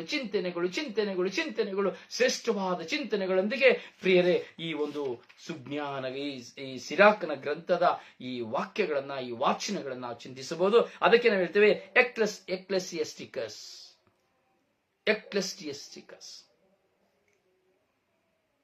ಪ್ರಿಯರೇ, ಈ ಸಿರಾಕನ ಗ್ರಂಥವನ್ನ ಆಲಿಸುವಂತಹ, ಈ ಸಿರಾಕನ ಗ್ರಂಥವನ್ನ ಚಿಂತಿಸುವಂತಹ ಪ್ರತಿಯೊಬ್ಬ ವ್ಯಕ್ತಿಯು ದೈವ ಜ್ಞಾನವನ್ನು ಪಡೆದುಕೊಳ್ಳುತ್ತಾನೆ, ದೇವರ ಆತ್ಮವನ್ನು ಪಡೆದುಕೊಳ್ಳುತ್ತಾನೆ, ಸಮಾಧಾನವನ್ನು ಪಡೆದುಕೊಳ್ಳುತ್ತಾನೆ, ದೇವರ ಆರೆಂಬುದನ್ನು ಪಡೆದುಕೊಳ್ಳುತ್ತಾನೆ. ಧರ್ಮಶಾಸ್ತ್ರವನ್ನು ಸಂಪೂರ್ಣವಾಗಿ ಅವನು ಅನುಸರಿಸಲು ಮುಂದಾಗುತ್ತಾನೆ. ಪ್ರೀಸ್ ದಿ ಲಾರ್ಡ್. ಹೌದು ಪ್ರಿಯರೇ, ನಾವು ಜ್ಞಾನವನ್ನ ನಾವು ತಿಳಿದುಕೊಳ್ಳಬೇಕು ನಮ್ಮ ಜೀವಿತದಲ್ಲಿ. ನೋಡಿ, ದೇವರು ತಮ್ಮ ಜನರಿಗೆ ನಿಜವಾದ ಸುಜ್ಞಾನವನ್ನು ದಯಪಾಲಿಸಿದ್ದಾರೆ ಎಂಬುದನ್ನ ಈ ಸಿರಾಕನ ಗ್ರಂಥ ವ್ಯಕ್ತಪಡಿಸುತ್ತದೆ. ನೋಡಿ, ಇದರ ನಿಮಿತ್ತವಾಗಿ ಈಗ ಹೊಸದಾದ ಬೈಬಲ್ ಬರೆಯಲ್ಪಡ್ತಾ ಇದೆ. ಹೊಸ ಬೈಬಲ್, ನೂತನ ಬೈಬಲ್, ಇದು ಧರ್ಮಸಭೆಯಲ್ಲಿ ಬರೆಯಲ್ಪಡ್ತಾ ಇದೆ. Protestant, Pentecost, CSI, Roman Catholic, ಈ ಎಲ್ಲವೂ ಒಂದು ಸೇರಿ ಬರೆಯಲ್ಪಡುತ್ತಿರುವಂತಹ ಬೈಬಲ್ ಪುಸ್ತಕವಾಗಿದೆ. ಈಗ ಬರೆಯಲ್ಪಡುತ್ತಿರುವಂತಹ ಪುಸ್ತಕಗಳು ಇನ್ನು 2-3 ತಿಂಗಳಲ್ಲಿ ಈ ಹೊಸ ಬೈಬಲ್ ಪ್ರಕಟವಾಗ್ತದೆ. ಇನ್ನು ಮುಂದಕ್ಕೆ ನಾವು ನೋಡಿದಾಗೆ ಅವನು ಬಂದನೋ, ಇವನು ಬಂದನೋ, ಅವನು ಮುಟ್ಟಿದನೋ, ಅವನು ಗುಣಪಡಿಸಿದನು ಎಂಬುದಾಗಿ ಏಕವಚನದ ಶಬ್ದಗಳಾಗಲಿ ಅಥವಾ ಯಾವುದೇ ವಿಧವಾದಂತಹ ಮನಸ್ತಾಪವನ್ನು, ಯಾವುದೇ ವಿಧದಲ್ಲಿ ಹೋರಾಟವನ್ನು ತರುವಂತಹ ಶಬ್ದಗಳಾಗಲಿ ಬೈಬಲ್ ಪುಟದಲ್ಲಿ ಇರುವುದಿಲ್ಲ. ಈಗಾಗಲೇ ಕೇಳಿಕೊಂಡಿದ್ದಾರೆ, ಅಯ್ಯೋ, ಈ ಸಿರಾಕನ ಗ್ರಂಥವು ಎಷ್ಟು ಶ್ರೇಷ್ಠವಾದ ಗ್ರಂಥ, ನಮ್ಮ ಬೈಬಲ್ ಗ್ರಂಥಗಳಲ್ಲಿ, ನಾವು ಮಾಡಿಕೊಂಡಿರುವಂತಹ ಬೈಬಲ್ ಗ್ರಂಥಗಳಲ್ಲಿ ಈ ಪುಸ್ತಕಗಳಿಲ್ಲ, ಅದರಿಂದ ಈ ಪುಸ್ತಕಗಳು ನಮಗೆ ಎಷ್ಟು ಜ್ಞಾನಾರ್ಜನೆಯನ್ನು ಕೊಡುತ್ತದೆ, ಅದರಿಂದ ಈ ಪುಸ್ತಕಗಳು ನಮಗೂ ಬೇಕೆಂಬುದಾಗಿ ಬೈಬಲ್ ಸೊಸೈಟಿಯೊಡನೆ ಸೇರಿ ಸಂಧಾನವಾಗಿ ಇವತ್ತು ಪ್ರೊಟೆಸ್ಟೆಂಟ್, ಪೆಂತಕೋಸ್ಟ್, CSI 3 ಸಭೆಗಳು ಸಹ ಕಥೋಲಿಕ ಧರ್ಮಸಭೆಯೊಂದಿಗೆ ಸೇರಿ ವಿಲೀನವಾಗಿ ಈಗ ಬೈಬಲ್ನ ಮಾಡ್ತಾ ಇದ್ದಾರೆ. ಇನ್ನು 2-3 ವರ್ಷಕ್ಕೆ ಈ ಸತ್ಯವೇದ ಎಂಬ ಪುಸ್ತಕ ಇರುವುದಿಲ್ಲ, ಟೈಟಲ್ ಪುಸ್ತಕ ಇರುವುದಿಲ್ಲ. ಈ ಸತ್ಯವೇದ ಪುಸ್ತಕ ಎಲ್ಲ ಕಬೋರ್ಡಲ್ಲಿ ಹೋಗ್ತದೆ, ಏನಾದ್ರೂ ಬೆಂಕಿಗೆ ಹೋಗ್ತದೆ. ಎಲ್ಲರ ಕೈಲಿ ಇಡೀ ಪ್ರಪಂಚದಲ್ಲಿ ಒಂದೇ ಬೈಬಲ್ ಇರ್ತದೆ, ಪವಿತ್ರ ಗ್ರಂಥ, ಎಲ್ಲರಿಗೂ ಒಂದೇ. ಯಾವುದನ್ನ ಇಷ್ಟು ಕಾಲಗಳು 7 ಪುಸ್ತಕಗಳನ್ನ ಯಾವ ಬೈಬಲ್ ಶ್ರೀಗಂಧ ಕಥೋಲಿಕ ಧರ್ಮಸಭೆಯಿಂದ ತೆಗೆದು, ಸ್ವಾರ್ಥವಾಗಿ ತೆಗೆದು ಆ 7 ಗ್ರಂಥವನ್ನ ಲೆಕ್ಕಿಸದೆ ಅವರು ತೆಗೆದುಕೊಂಡ್ರು, ಈಗ ಅವರೇನೆ ಈ 7 ಗ್ರಂಥಗಳನ್ನೊಳಗೊಂಡಂತಹ ಎಲ್ಲ ಪುಸ್ತಕಗಳು ನಮಗೆ ಬೇಕು ಎಂಬುದಾಗಿ ತೀರ್ಮಾನಿಸಿ ಈಗ ಹೊಸದಾದ ಬೈಬಲ್ ಗ್ರಂಥವನ್ನ ನಿರ್ಮಿಸಲಾಗುತ್ತಾ ಇದೆ. ಈಗಾಗಲೇ ಹೊಸ ಒಡಂಬಡಿಕೆ ಆಗಿ ಹೋಗಿದೆ, ಆ ಪ್ರತಿ ನನಗೆ ಸಿಕ್ಕಿದೆ. ಕರೆಕ್ಷನ್ಗೆ ನನಗೂ ಸಹ ಕೊಟ್ಟಿದ್ದಾರೆ. ಅದನ್ನ ಕರೆಕ್ಷನ್ ಮಾಡಿ ಏನಾದರೂ ತಪ್ಪಿದ್ರೆ ನಮಗೆ ತಿಳಿಸಿ ಎಂಬುದಾಗಿ ನನಗೂ ಸಹ ಹೊಸ ಒಡಂಬಡಿಕೆ ಟ್ರೆಡಿಷನ್ ಹೊಸ ಬೈಬಲ್ನ ಕೊಟ್ಟಿದ್ದಾರೆ. ಅದು ವಿನ್ಯಾಸಕರವಾಗಿದೆ, ಅದರಿಂದ ಅವುಗಳನ್ನ ಕರೆಕ್ಷನ್ ಮಾಡಲಿಕ್ಕೆ ನನಗೆ ಬೈಬಲ್ನ ಕೊಟ್ಟಿದ್ದಾರೆ. ಸೊ ಅದರಿಂದ ಹೊಸ ಒಡಂಬಡಿಕೆ ಮುಗಿದಿದೆ. ಹಳೆ ಒಡಂಬಡಿಕೆಯನ್ನು ಸಾಧಾರಣ ಇನ್ನು 2 ತಿಂಗಳಲ್ಲಿ ಹಳೆ ಒಡಂಬಡಿಕೆ ಸಹ ಸಂಪೂರ್ಣವಾಗಿ ಮುಗಿಯುತ್ತದೆ. Praise the Lord. ಕ್ರಿಸ್ತರು. ಹೀಗಿರುವಾಗ ಇದಕ್ಕೆ ಸಂಬಂಧಪಟ್ಟಂತ ದಿನನಿತ್ಯದ ಬದುಕಿಗೆ, ಧರ್ಮ ನೀತಿಗೆ, ಈಗ ನಾವು ಆಲಿಸಿದಂತಹ ಪ್ರತಿಯೊಂದು ಕಾರ್ಯಗಳಿಗೆ ಸಂಬಂಧಪಟ್ಟಂತಹ ವಿಷಯಗಳನ್ನ ಸುದೀರ್ಘವಾಗಿಯೂ ಸಂಕ್ಷಿಪ್ತವಾಗಿಯೂ ಜ್ಞಾನಯುಕ್ತಿಗಳ ರೂಪದಲ್ಲಿ ಇದನ್ನು ಕೊಡಲಾಗಿದೆ ಈ ಸಿರಾಕನ ಗ್ರಂಥ. ನೀವಿಷ್ಟು ದಿನ ಸಿರಾಕನ ಗ್ರಂಥವನ್ನ ಎಷ್ಟು ಜನ ಓದಿದಿರಿ ನನಗೆ ಗೊತ್ತಿಲ್ಲ. ಕೆಲವರು ಓದಿರ್ಬೋದು, ಇಲ್ಲ ಅಂತ ಹೇಳಲಿಕ್ಕೆ ಆಗುದಿಲ್ಲ. ಯಾಕೆಂದ್ರೆ ಒಂದು ಶ್ರೇಷ್ಠವಾದ ಪುಸ್ತಕ ನೋಡಿ, ಸುಜ್ಞಾನ ಪುಸ್ತಕ, ಜ್ಞಾನಯುಕ್ತಿಗಳ ಪುಸ್ತಕ, ಸಿರಾಕನ ಪುಸ್ತಕ. ಈ 3 ಪುಸ್ತಕಗಳು ತುಂಬಾ ಉಪಯೋಗಕರವಾದಂಥ ಪುಸ್ತಕಗಳು. ಜ್ಞಾನಯುಕ್ತಿಗಳು, ಸುಜ್ಞಾನ ಪುಸ್ತಕ ಹಾಗೂ ಸಿರಾಕನ ಪುಸ್ತಕ. ಒಬ್ಬ ಮನುಷ್ಯನು ಹೇಗೆ ಜೀವಿಸಬೇಕು ಎಂಬುದನ್ನು ಪ್ರಕಟಿಸುವಂತಹ ಪುಸ್ತಕ. ಪ್ರಿಯ ಸರ್ವೇಶ್ವರ ಅಂದ್ರೆ ದೇವರು ಎಂಬ ಪದಗಳಿಗೆ ಗೌರವಾರ್ಥಕ ಬಹುವಚನಗಳನ್ನ ಗದ್ಯ ಭಾಗದಲ್ಲಿ ಬಳಸಲಾಗಿದೆ. ನೋಡಿ, ಪದ್ಯ ಭಾಗಗಳಲ್ಲಿ ಏಕವಚನವನ್ನು ಪ್ರಯೋಗಿಸಲಾಗಿದೆಯಾದರೂ ಗಾದೆಗಳಲ್ಲೂ ವಾಚನಗಳಲ್ಲೂ ಸಂದರ್ಭಕ್ಕನುಸಾರ ಏಕವಚನ ಹಾಗೂ ಬಹುವಚನಗಳೆರಡನ್ನು ಸಹ ಈ ಪುಸ್ತಕದಲ್ಲಿ ಉಪಯೋಗಿಸಲಾಗಿದೆ ಎಂಬುದಾಗಿ ಬರೆಯಲ್ಪಟ್ಟಿದೆ. ಆದರೆ ಇನ್ನು ನೆಕ್ಸ್ಟ್ ಬರೆಯುವಂತಹ ಯಾವುದೇ ಪುಸ್ತಕದಲ್ಲಿ, ನೆಕ್ಸ್ಟ್ ಬರುವಂತಹ ಪೈತೃ ಗ್ರಂಥದಲ್ಲಿ, ಹೊಸ ಪುಸ್ತಕದಲ್ಲಿ ಯಾವ ಏಕವಚನಗಳನ್ನು ಸಹ ನಾವು ಕಾಣಲಿಕ್ಕೆ ಸಾಧ್ಯವಾಗುವುದಿಲ್ಲ. ಪ್ರಿಯ, ಅದರಿಂದ ಈ ಒಂದು ನಾವು ಸಿರಾಕನ ಗ್ರಂಥವನ್ನು ನಾವು ಧ್ಯಾನಿಸಬೇಕಾದ್ರೆ, ಈ ಸಿರಾಕನ ಗ್ರಂಥದಲ್ಲಿ ನಾವು ನೋಡ್ತೇವೆ, ಸಾಧಾರಣವಾಗಿ ನಾನು ನೋಡಿ ಹೇಳ್ಬೇಕು ಅಂದ್ರೆ 3, 6, 8 ವಿಧ ಭಾಗಗಳನ್ನು ನಾವು ಧ್ಯಾನಿಸಬಹುದು. ಈ ಸಿರಾಕನ ಗ್ರಂಥದಲ್ಲಿ 8 ಭಾಗಗಳಿದೆ. ಮೊದಲನೇದು ಸುಜ್ಞಾನದ ಸ್ತುತಿಯನ್ನು ಕುರಿತು ನಾವು ಧ್ಯಾನಿಸುವಂಥದ್ದು. ಎರಡನೆಯದು ಕರ್ತವ್ಯ, ಪ್ರತಿಫಲ, ಬುದ್ಧಿವಾದಗಳನ್ನು ಕುರಿತು ನಾವು ಧ್ಯಾನಿಸುವಂಥದ್ದು. ಮೂರನೆಯದು ದೇವರ ಜ್ಞಾನ, ಮಾನವ ಕ್ರಿಯೆಯನ್ನ ನಾವು ಧ್ಯಾನಿಸುವಂಥದ್ದು. ನೋಡಿ, ಈ ಸುಜ್ಞಾನದ ಸ್ತುತಿ ಈಗ ನಾವು 3 ದಿನ ನಾವು ಧ್ಯಾನಿಸಿದ್ದೇವೆ ಅಲ್ವಾ? ಅದು 1ನೇ ಅಧ್ಯಾಯದಲ್ಲಿ ನಾವು ಧ್ಯಾನಿಸ್ತೇವೆ. 1ನೇ ಅಧ್ಯಾಯದಲ್ಲಿ ಧ್ಯಾನಿಸ್ತೇವೆ. ಮತ್ತೆ ಈ ಕರ್ತವ್ಯ, ಪ್ರತಿಫಲ, ಬುದ್ಧಿವಾದವನ್ನ ನಾವು 1ನೇ ಅಧ್ಯಾಯದಿಂದ ಕಳೆದ ಬಳಿಕ 16 ಅಧ್ಯಾಯದವರೆಗೂ ನಾವು ಈ ಬುದ್ಧಿವಾದಗಳನ್ನ, ಕರ್ತವ್ಯಗಳನ್ನ, ಪ್ರತಿಫಲಗಳನ್ನ ನಾವು ಕಾಣುತ್ತೇವೆ. ದೇವರ ಜ್ಞಾನ, ಮಾನವನ ಪ್ರತಿಕ್ರಿಯೆಯನ್ನ 16ನೇ ಅಧ್ಯಾಯದಿಂದ 23ನೇ ಅಧ್ಯಾಯದ ತನಕ ನಾವು ಕಾಣುತ್ತೇವೆ. 23ನೇ ಅಧ್ಯಾಯ ತನಕ ನಾವು ಕಾಣ್ತೇವೆ. ಅದೇ ಸುಜ್ಞಾನದ ಸ್ತುತಿ ಭಾಗ 1, ಭಾಗ 2 ನಾವು ಈ ಪುಸ್ತಕದಲ್ಲಿ ನಾವು ನೋಡಬಹುದು. ಈ 2ನೇ ಭಾಗದಲ್ಲಿ ಸುಜ್ಞಾನ ಸದ್ಗುಣವನ್ನು 24ನೇ ಅಧ್ಯಾಯದಿಂದ 32ನೇ ಅಧ್ಯಾಯದವರೆಗೂ ನಾವು ನೋಡಬಹುದು. ಹಾಗೂ ದೇವರ ಜ್ಞಾನ, ಮಾನವನ ಭಕ್ತಿ ಮತ್ತು ಕೆಲಸ ಕಾರ್ಯಗಳನ್ನು 32ನೇ ಅಧ್ಯಾಯದಿಂದ 42ನೇ ಅಧ್ಯಾಯದ ತನಕ ನಾವು ಕಾಣಬಹುದು. ಹಾಗೂ ಪ್ರಕೃತಿಯಲ್ಲಿ ದೇವರ ಮಹಿಮೆಯನ್ನು 42ನೇ ಅಧ್ಯಾಯದಿಂದ 43ನೇ ಅಧ್ಯಾಯದ ತನಕ ಕಾಣಬಹುದು. ಪೂರ್ವಜರ ಹಿರಿಮೆಯನ್ನ ನಾವು 44ರಿಂದ 50ನೇ ಅಧ್ಯಾಯದ ತನಕ ಕಾಣಬಹುದು. ಹೌದು ಪ್ರಿಯರೇ, ಹೀಗೆ ಅನುಬಂಧವನ್ನ 50ನೇ ಅಧ್ಯಾಯದಿಂದ 51ನೇ ಅಧ್ಯಾಯದವರೆಗೂ ನಾವು ಕಾಣಬಹುದು. ಪ್ರಿಯರೇ, ಈ ಭಾಗಗಳು, ಈ ಸಿರಾಕನ ಗ್ರಂಥದ ಈ 7 ಭಾಗಗಳು, 8 ಭಾಗಗಳು ಸಹ ತುಂಬಾ ವಿಶಿಷ್ಟವಾದಂತವುಗಳು. ಪ್ರತಿಯೊಂದು ತುಂಬಾ ವಿಶಿಷ್ಟವಾದವುಗಳು. ಆದರೆ ಇವುಗಳನ್ನ ನಾವು ಸಂಪೂರ್ಣವಾಗಿ ಗ್ರಹಿಸಲು ನಮ್ಮ ಕಿವಿಗಳನ್ನ ತೆರೆಯಬೇಕು. ಪ್ರಿಯರೇ, ನಿಮ್ಮಲ್ಲಿ ನಾನು ಸ್ಪೆಷಲ್ ರಿಕ್ವೆಸ್ಟ್, ನಾನು ಏನ್ ಮಾಡೋದು ಅಂದ್ರೆ, ನಿಮಗೆ ಮಕ್ಕಳು ಕೊಟ್ಟಿದ್ದಾರೆ ದೇವರು, ಅವರು ಚಿಕ್ಕರಾಗಿರ್ಬೋದು, ಮಕ್ಕಳಾಗಿರ್ಬೋದು, ಓದ್ತಾ ಇರ್ಬೋದು. ದಯವಿಟ್ಟು ಈ ಸಿರಾಕನ ಗ್ರಂಥವನ್ನ, ಈ ಸಿರಾಕನ ಗ್ರಂಥದ ಈ ಸಂದೇಶವನ್ನ, ಎಪಿಸೋಡ್ಗಳನ್ನ ನಿಮ್ಮ ಮಕ್ಕಳಿಗೆ ಕೇಳಲಿಕ್ಕೆ ಪರ್ಮಿಷನ್ ಕೊಡಿ. ಕಡ್ಡಾಯ ನೀವು ಕೇಳಲೇಬೇಕೆಂಬುದಾಗಿ ನಿಮ್ಮ ಮಕ್ಕಳಿಗೆ ಹೇಳಿ. ಯೂಟ್ಯೂಬ್ ಅಲ್ಲಿ ನಿಮಗೆ ಖಂಡಿತವಾಗಿ ಸಿಗ್ತದೆ. ಈ ದಿನಗಳಲ್ಲಿ ದಿನಂಪ್ರತಿ ನಿಮಗೆ ಅದು ಅಪ್ಡೇಟ್ ಆಗ್ತದೆ, ದಿನಂಪ್ರತಿ ಇರ್ತದೆ. ಸೊ ಅದರಿಂದ ದಯವಿಟ್ಟು ಈ 3 ದಿನದ ಹಿಂದಿನಿಂದ ಹಿಡಿದು ಸೊ ನಿಮ್ಮ ಮಕ್ಕಳನ್ನ ಕೇಳಲಿಕ್ಕೆ ಕಡ್ಡಾಯ ಮಾಡಿ. ಕೇಳಿ, ಅವರನ್ನ ನೀನು ಕೇಳಿದ ಎಂಬುದಾಗಿ ಕೇಳಿ. ನಿಮ್ಮ ಮಕ್ಕಳು ಈ ಒಂದು ಧ್ಯಾನವನ್ನು ಕೇಳಿದಾರ ಇಲ್ವಾ ಅನ್ನೋದು ಪರೀಕ್ಷಿಸುವುದಕ್ಕಾಗಿ ಅವರಿಗೆ ಪ್ರಶ್ನೆಗಳನ್ನ ಕೇಳಿ. ಧ್ಯಾನವನ್ನು ಕೇಳಿದ್ದಾರೆ ಅಂದ್ರೆ ಅದರಲ್ಲಿ ಯಾವುದಾದ್ರೂ 1-2-3 ಪ್ರಶ್ನೆಗಳನ್ನ ಮಕ್ಕಳಲ್ಲಿ ಕೇಳಿ. ಎರಡನೇದು ಅವರ ಅಡ್ವೈಸ್ ಅನ್ನ, ಅವರನ್ನ ಕೇಳಿ, ಅವರ ಸಜೆಷನ್ ಕೇಳಿ. ಏನ್ ಅನಿಸ್ತು ಇವತ್ತಿನ ಧ್ಯಾನ ಕೇಳಬೇಕಾದ್ರೆ ಮಗನೇ, ಮಗಳೇ? ಅಥವಾ ಗಂಡ ಹೆಂಡತಿ ಹತ್ರ ಕೇಳಿ, ಹೆಂಡತಿ ಗಂಡನ ಹತ್ರ ಕೇಳಿ, ಅಥವಾ ನಿಮ್ಮ ಮಿತ್ರರ ಹತ್ರ ಕೇಳಿ. ಯಾಕೆಂದ್ರೆ ಈ ದಿನಗಳಲ್ಲಿ ಧ್ಯಾನಿಸುವಂತಹ ಈ ಸಿರಾಕನ ಜ್ಞಾನಗಳು ಅತಿ ಮೌಲ್ಯಭರಿತವಾದವುಗಳು. ನನಗೆ ಗೊತ್ತಿಲ್ಲ ಈ ಒಂದು ಪುಸ್ತಕ ಎಷ್ಟು ಕಾಲಗಳು ಮುಂದೆ ಹೋಗುತ್ತದೆ ಅಂದ್ರೆ ನನಗೆ ಗೊತ್ತಿಲ್ಲ. ಇದು ಎಷ್ಟು ಎಪಿಸೋಡ್ಗಳಾಗಿ ಹೋಗ್ತದೆ ನನಗೆ ಗೊತ್ತಿಲ್ಲ. ಅದನ್ನ ಇದರ ಎಪಿಸೋಡ್ ಆಗಿ ಮಾಡ್ತಾ ಇಲ್ಲ. ಸೊ ಕಂಟಿನ್ಯೂ ಆಗಿ ನಾನು ಕೊಡ್ತಾ ಇದ್ದೇನೆ. ಪ್ರಿಯರೇ, ಈ ಸಿರಾಕನ ಈ ಗ್ರಂಥ ವಚನಗಳನ್ನ ನಿಮ್ಮ ಮಕ್ಕಳ ಮನಸ್ಸಿನಲ್ಲಿ ನೀವು ಬಿತ್ತಲು ಎಡೆಮಾಡಿ ಕೊಟ್ಟಿದ್ದೆ ಆದರೆ ನೀವು ನಿಜವಾಗಿ ಒಳ್ಳೆಯ ತಂದೆ ತಾಯಿಯಾಗಿರ್ತೀರಿ. ನೀವು ಒಳ್ಳೆಯ ಗುಡ್ ಫ್ರೆಂಡ್ಸ್ ಆಗಿರ್ತೀರಿ ನಿಮ್ಮ ಮಕ್ಕಳಿಗೆ. ಅದರಿಂದ ಕಡ್ಡಾಯ ನಿಮ್ಮ ಎಲ್ಲ ಮಕ್ಕಳಿಗೂ, ನಿಮ್ಮ ಅಕ್ಕಪಕ್ಕದ ಮಕ್ಕಳು, ಸ್ನೇಹಿತರು ಯಾರೇ ಇದ್ರು ಅವರಿಗೆ ಈ ಇಂದಿನ ಸೆಷನ್ಗಳನ್ನ ಕೇಳಲಿಕ್ಕೆ ಹೇಳಿ. ಪ್ರತಿದಿನದ ಈ ಧ್ಯಾನಗಳನ್ನ ಕೇಳಲಿಕ್ಕೆ ಅವರಿಗೆ ಹೇಳಿ, ಕಡ್ಡಾಯ ಮಾಡಿ ಹೇಳಿ. ಯಾಕಂದ್ರೆ ಪ್ರಿಯರೇ, ನಿಮ್ಮ ಹತ್ರ ಹಣ ಇರ್ಬೋದು, ಆಸ್ತಿ ಇರ್ಬೋದು, ಬ್ಯಾಂಕ್ ಬ್ಯಾಲೆನ್ಸ್ ಇರ್ಬೋದು, ಏನೇ ಇರ್ಬೋದು, ಆದರೆ ಅವುಗಳು ನಿಮ್ಮ ಮಕ್ಕಳಿಗೆ ಪ್ರಯೋಜನವಿಲ್ಲ, ಉಪಯೋಗವಿಲ್ಲ. ಅದು ಕುಡಿಬಹುದು, ತಿನ್ಬೋದು, ಮೋಜು ಮಾಡಬಹುದು, ಏನ್ ಬೇಕಾದ್ರೂ ಮಾಡಬಹುದು. ಆದರೆ ಅವುಗಳಿಂದ ಜ್ಞಾನ ಸಿಕ್ಕುವುದಿಲ್ಲ, ಬುದ್ಧಿ ಸಿಕ್ಕುವುದಿಲ್ಲ, ತಿಳುವಳಿಕೆ ಸಿಕ್ಕುವುದಿಲ್ಲ, ಏನು ಸಹ ಸಿಕ್ಕುವುದಿಲ್ಲ. ಪ್ರಿಯರೇ, ದೇವರ ವಾಕ್ಯನ ಒಳಗೊಂಡಂತಹ ಜ್ಞಾನಾರ್ಜನೆ ಖಂಡಿತವಾಗಿಯೂ ನಿಮ್ಮ ಮಕ್ಕಳ ಜೀವಿತದಲ್ಲಿ ಒಂದು ಬೆಳಕನ್ನು ಉದಯಿಸುವಂತೆ ಮಾಡುತ್ತದೆ.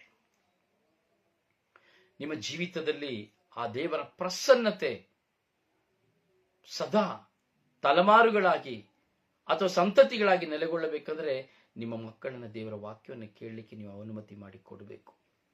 24 ದೇವರ ವಾಕ್ಯಗಳನ್ನು ಕೊಟ್ಟು ತಲೆ ಕೆಡಿಸಬೇಡಿ. ಅವರಿಗೆ ಒಂದನ್ನ ಫಾಲೋ ಮಾಡಿಸಿ, ಕೇಳಿ ಎಂಬುದಾಗಿ ಹೇಳಿ. ನಿಮ್ಮ ಪ್ರಾಯ ತುಂಬಿದ ಮಕ್ಕಳಿಗಿದ್ರೆ, ಒಂದು ಪಕ್ಷ ನಿಮ್ಮ ಮಕ್ಕಳಿಗೆ ಒಂದು 20 ವರ್ಷ 21 ವರ್ಷ ಆಗಿದೆ ಅಂದ್ರೆ ಬೆಳಿಗ್ಗಿನ ವರ್ಡ್ ಆಫ್ ಗಾಡ್ನು ಸಹ ಕೇಳಲಿಕ್ಕೆ ಅವರಿಗೆ ವಾಟ್ಸಪ್ ಅಲ್ಲಿ ಫಾರ್ವರ್ಡ್ ಮಾಡಿ.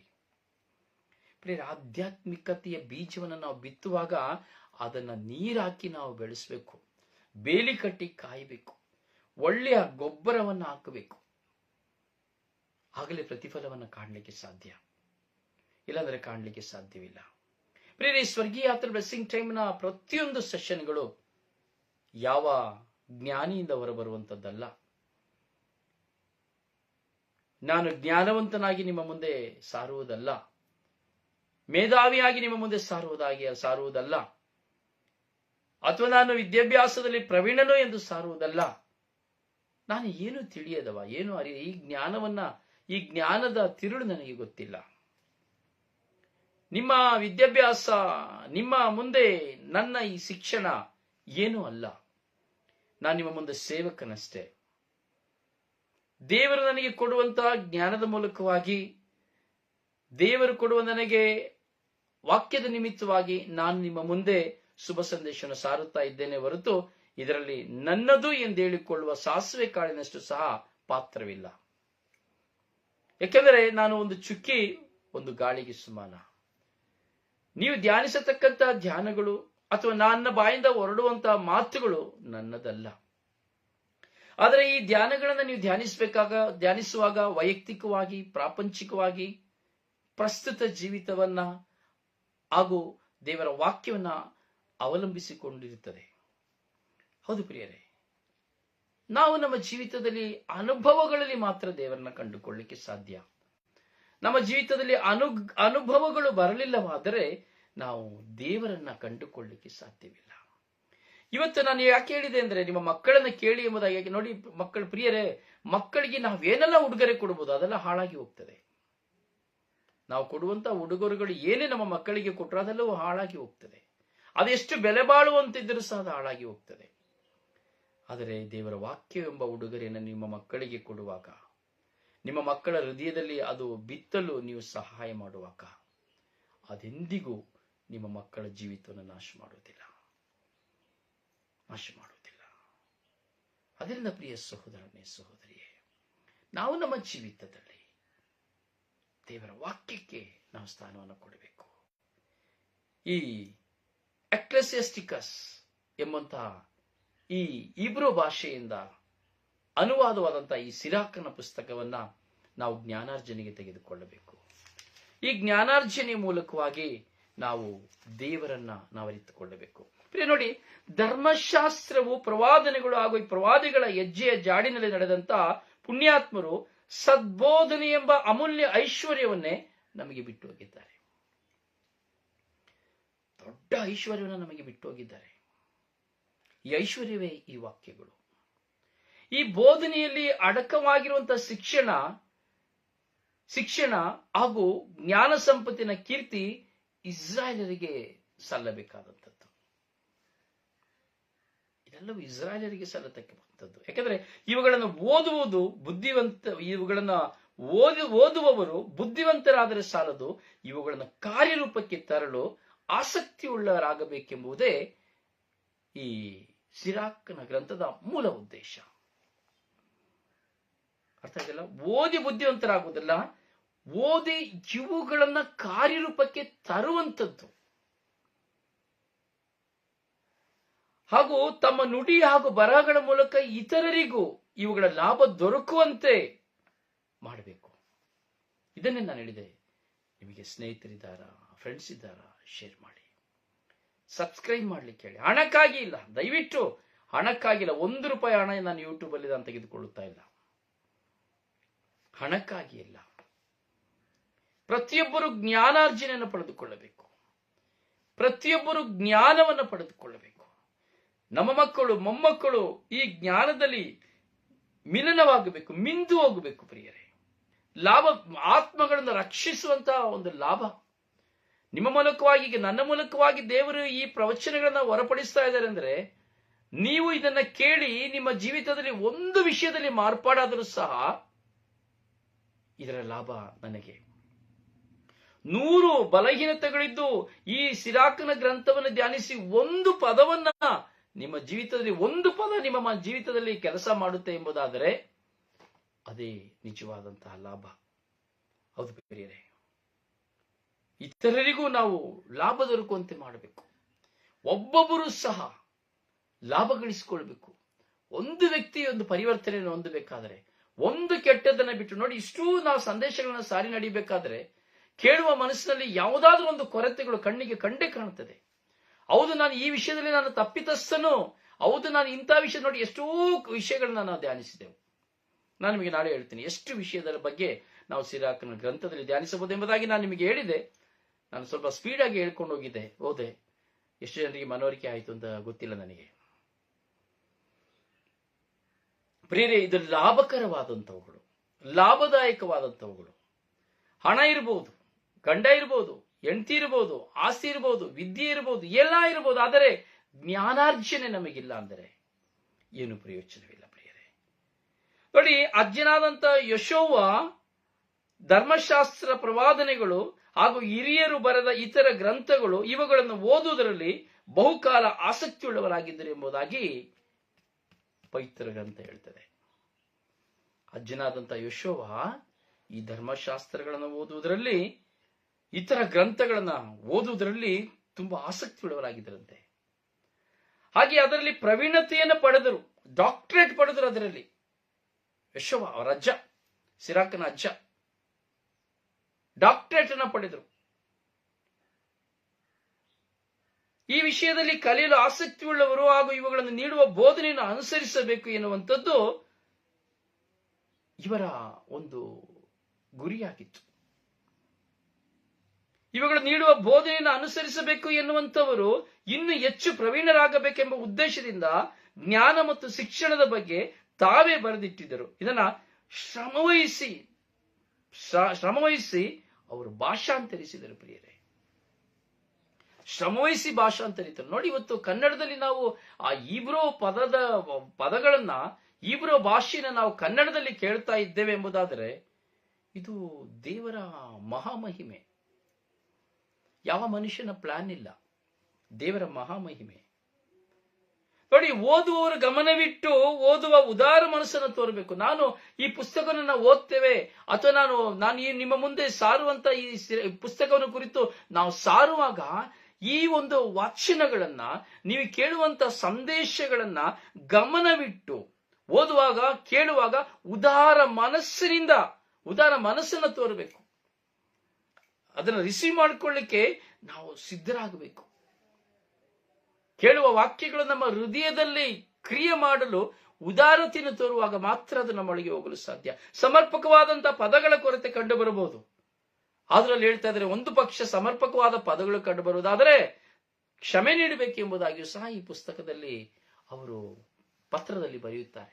ನೋಡಿ, ಎಂಥ ಜ್ಞಾನವಂತರು.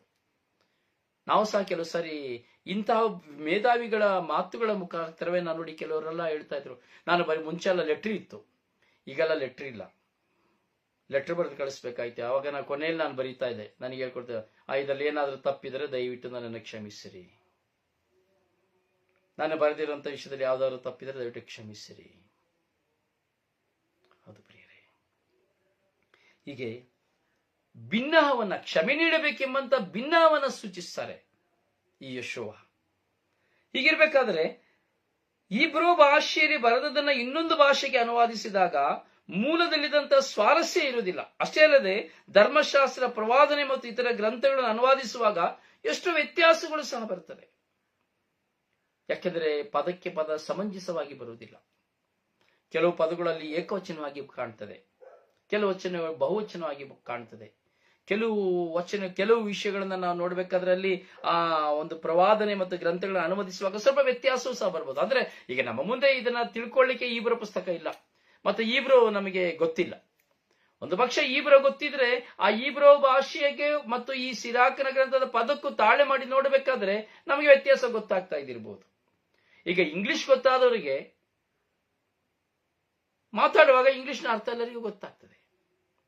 ಇಂಗ್ಲಿಷ್ನ ಕನ್ನಡಕ್ಕೆ ಅನುವಾದ ಮಾಡಬೇಕಾದ್ರೆ ನೋಡಿ ಟ್ರಾನ್ಸ್ಲೇಟ್ ಮಾಡ್ತಾರೆ, ಇಂಗ್ಲಿಷ್ನ ಕನ್ನಡಕ್ಕೆ ಟ್ರಾನ್ಸ್ಲೇಟ್ ಮಾಡ್ತಾರೆ, ಕನ್ನಡದ ಇಂಗ್ಲಿಷ್ಗೆ ಟ್ರಾನ್ಸ್ಲೇಟ್, ಎಲ್ಲಾ ಭಾಷೆಗಳನ್ನ ಟ್ರಾನ್ಸ್ಲೇಟ್ ಮಾಡ್ತಾರೆ.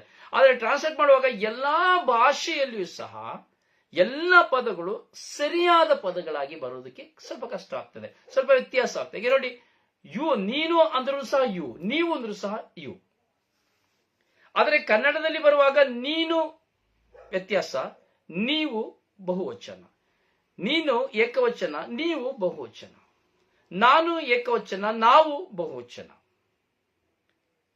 ಬಾರು ಏಕವಚನ, ಬನ್ನಿ ಬಹುವಚನ. ಹಾಗೆ ಕೆಲವು ನಾವು ನೋಡ್ಬೇಕಾದ್ರೆ ಪುಸ್ತಕಗಳಲ್ಲಿ ವ್ಯತ್ಯಾಸಗಳಿರ್ತವೆ. ಅದನ್ನ ನಾವು ಸರಿಪಡಿಸಬೇಕು. ಇದ್ರ ಬಗ್ಗೆ ನಾವು ಚಿಂತೆ ಮಾಡೋದು ಬೇಕಾಗಿಲ್ಲ, ಯಾಕಂದ್ರೆ ನಮಗೆ ಹೀಬ್ರೂ ಭಾಷೆ ನಮಗೆ ಬರುವುದಿಲ್ಲ. ಪ್ರಿಯರೇ, ಈ ಯವರ್ಲಟಿಸ್ ಮಹಾರಾಜನ ಆಳ್ವಿಕೆಯ 38ನೇ ವರ್ಷದಲ್ಲಿ, ಯವರ್ಲಟಿಸ್ನ ರಾಜನ ಆಳ್ವಿಕೆಯ 32ನೆಯ ವರ್ಷದಲ್ಲಿ ಈಜಿಪ್ಟ್ಗೆ ಬಂದು ಕೆಲವು ದಿನ ತಂಗಿದ್ದಾಗ ಅಮೂಲ್ಯವಾದ ಆ ಗ್ರಂಥದ ಒಂದು ಪ್ರತಿ ಸಿಕ್ಕಿತು. ಈಜಿಪ್ಟಿನಲ್ಲಿರುವವರೆಗೂ ಆ ಪ್ರತಿಯನ್ನ ಅವರು ಜನಜಾಗ್ರತೆಯಿಂದಲೂ ಜಾಣತನದಿಂದಲೂ ಭಾಷಾಂತರಿಸಿದರು. ಸಿಕ್ಕಿದಂಥದನ್ನ ಭಾಷಾಂತರಿಸಿದರು. ಅದನ್ನು ಮುಗಿಸಲು ಬಹುಕಾಲ ಅವರು ಶ್ರಮ ಪಡಬೇಕಾಗಿತ್ತು. ಈ ಕೆಳಕಂಡ ಪುಸ್ತಕವೇ ಈ ಶ್ರಮದ ಫಲ. ಧರ್ಮಶಾಸ್ತ್ರಕ್ಕೆ ಪ್ರಾಮಾಣಿಕವಾಗಿ ಬಾಳುವಂತವುದು, ತಮ್ಮ ನಡತೆಯನ್ನು ತಿದ್ದಿಕೊಂಡು ಪ್ರಯೋಜನ ಪಡೆಯಲಿ, ವಿಶೇಷವಾಗಿ ಪ್ರವಾಸಿಗಳಿಗೆ ಈ ಗ್ರಂಥವು ಉಪಯುಕ್ತವಾಗಿರಲಿ ಎಂಬ ಆರೈಕೆಯಿಂದ ಈ ಗ್ರಂಥವನ್ನ ಪ್ರಕಟಿಸುತ್ತಾರೆ. ಪ್ರಿಯರೇ, ನಾವು ಕೆಲವು ವಿಷಯಗಳನ್ನ ಸರಿಯಾಗಿ ಮನದಟ್ಟು ಮಾಡಿಕೊಳ್ಬೇಕು. ಆ ವಿಷಯಗಳನ್ನ ನಾವು ಮನದಟ್ಟು ಮಾಡಿಕೊಂಡಾಗ ನಮಗೆ ಅದರ ಅರ್ಥವಾಗ್ತದೆ. ಈಗ ನೋಡಿ, ನಿಮಗೆ ಈ ಒಂದು ಪುಸ್ತಕವನ್ನು ಕುರಿತು ನಾನು ಕೆಲವು ವಿಷಯಗಳನ್ನು ನಿಮಗೆ ತಿಳಿಸಿದೆ. ಪ್ರಾರಂಭದಲ್ಲಿ ಈ ಪುಸ್ತಕಗಳು ಈ ವಾಚನವನ್ನು ಶುರು ಮಾಡುವಾಗ ನಿಮಗೆ ತುಂಬಾ ಇಂಟ್ರೆಸ್ಟ್ ಬಂತು. ಸೊ ಇದರ ಪೀಠಿಗೆ ಬರುವಾಗ ಏನನ್ನಿಸ್ತದೆ ನನಗೆ ಗೊತ್ತಿಲ್ಲ, ಆದರೆ ಇವುಗಳ ಕಾರ್ಯ, ಉದ್ದೇಶ, ಮೂಲ ಇವುಗಳನ್ನ ನಾವು ಕಂಡುಕೊಳ್ಳಬೇಕು. ಯಾಕಂದ್ರೆ ಕೆಲವರೆಲ್ಲ ಇದನ್ನ ಕಂಡುಕೊಳ್ಳೋದಿಲ್ಲ. ಸೊ ಅದನ್ನ ಯಾಕೆ ಹೇಳ್ತೀರಿ ಅಂದ್ರೆ, ಈ ಪುಸ್ತಕವನ್ನು ನೀವು ಧ್ಯಾನಿಸ್ಲಿಕ್ಕೆ ಹೋಗ್ತಾ ಇದ್ದೀರಿ, ಧ್ಯಾನಿಸ್ಲಿಕ್ಕೆ ಹೋಗುವಾಗ ಪೂರ್ವವನ್ನ ಸಂಪೂರ್ಣವಾಗಿ ತಿಳ್ಕೊಳ್ಬೇಕು. ಪೂರ್ವದಿಂದ ಪ್ರಾರಂಭಿಸ್ತಾ ಇದ್ದೇವೆ, ಪೂರ್ವವನ್ನು ಸಂಪೂರ್ಣವಾಗಿ ತಿಳಿದುಕೊಂಡು ನಾವು ಪಶ್ಚಿಮದವರೆಗೂ ದಾಟಬೇಕು. ಅಂದ್ರೆ ಪುಸ್ತಕದ ಕೊನೆಯ ಹಂತದವರೆಗೂ ನಾವು ದಾಟಬೇಕು. Praise the Lord, praise the Lord, praise the Lord. ಹೌದು ನನ್ನ ಸಹೋದರನೇ, ಸಹೋದರಿಯೇ, ನಾವು ನಮ್ಮ ಜೀವಿತದಲ್ಲಿ ಅನೇಕ ಅನುಭವಗಳನ್ನು ಪಡೆದುಕೊಳ್ತೇವೆ, ಅನೇಕ ವಿಷಯಗಳನ್ನು ನಾವು ಚಿಂತಿಸ್ತೇವೆ. ನೋಡಿ, ಇವತ್ತಿನವರೆಗೂ ಈ ಪ್ರಪಂಚದಲ್ಲಿ ಒಂದೊಂದು ವಯಸ್ಸಾದ ತಂದೆ ತಾಯಂದಿರು ಅಥವಾ ನಾನು, ನೀವು ಯಾರೇ ಆಗಲಿ, ಮತ್ತೊಬ್ಬರಿಗೆ ತಿಳುವಳಿಕೆ ನೀಡುತ್ತೇವೆ. ಒಳ್ಳೇದು ಮಾಡುವಾಗ ಪ್ರೋತ್ಸಾಹಿಸ್ತೇವೆ, ಕೆಟ್ಟದ್ದು ಮಾಡುವಾಗ ಒಳ್ಳೇದು ಮಾಡಲಿಕ್ಕೆ ಹೇಳ್ತೇವೆ, ಓದ್ಲಿಕ್ಕೆ ಹೇಳ್ತೇವೆ, ಒಬ್ಬೊಬ್ಬರಿಗೆ ಬುದ್ಧಿವಾದವನ್ನು ಹೇಳ್ತೇವೆ, ಅವರು ತಪ್ಪಾದ ಜೀವನ ಮಾಡುವಾಗ ಅದನ್ನು ಇದೆಲ್ಲ ಜ್ಞಾನದ ಭಂಡಾರ.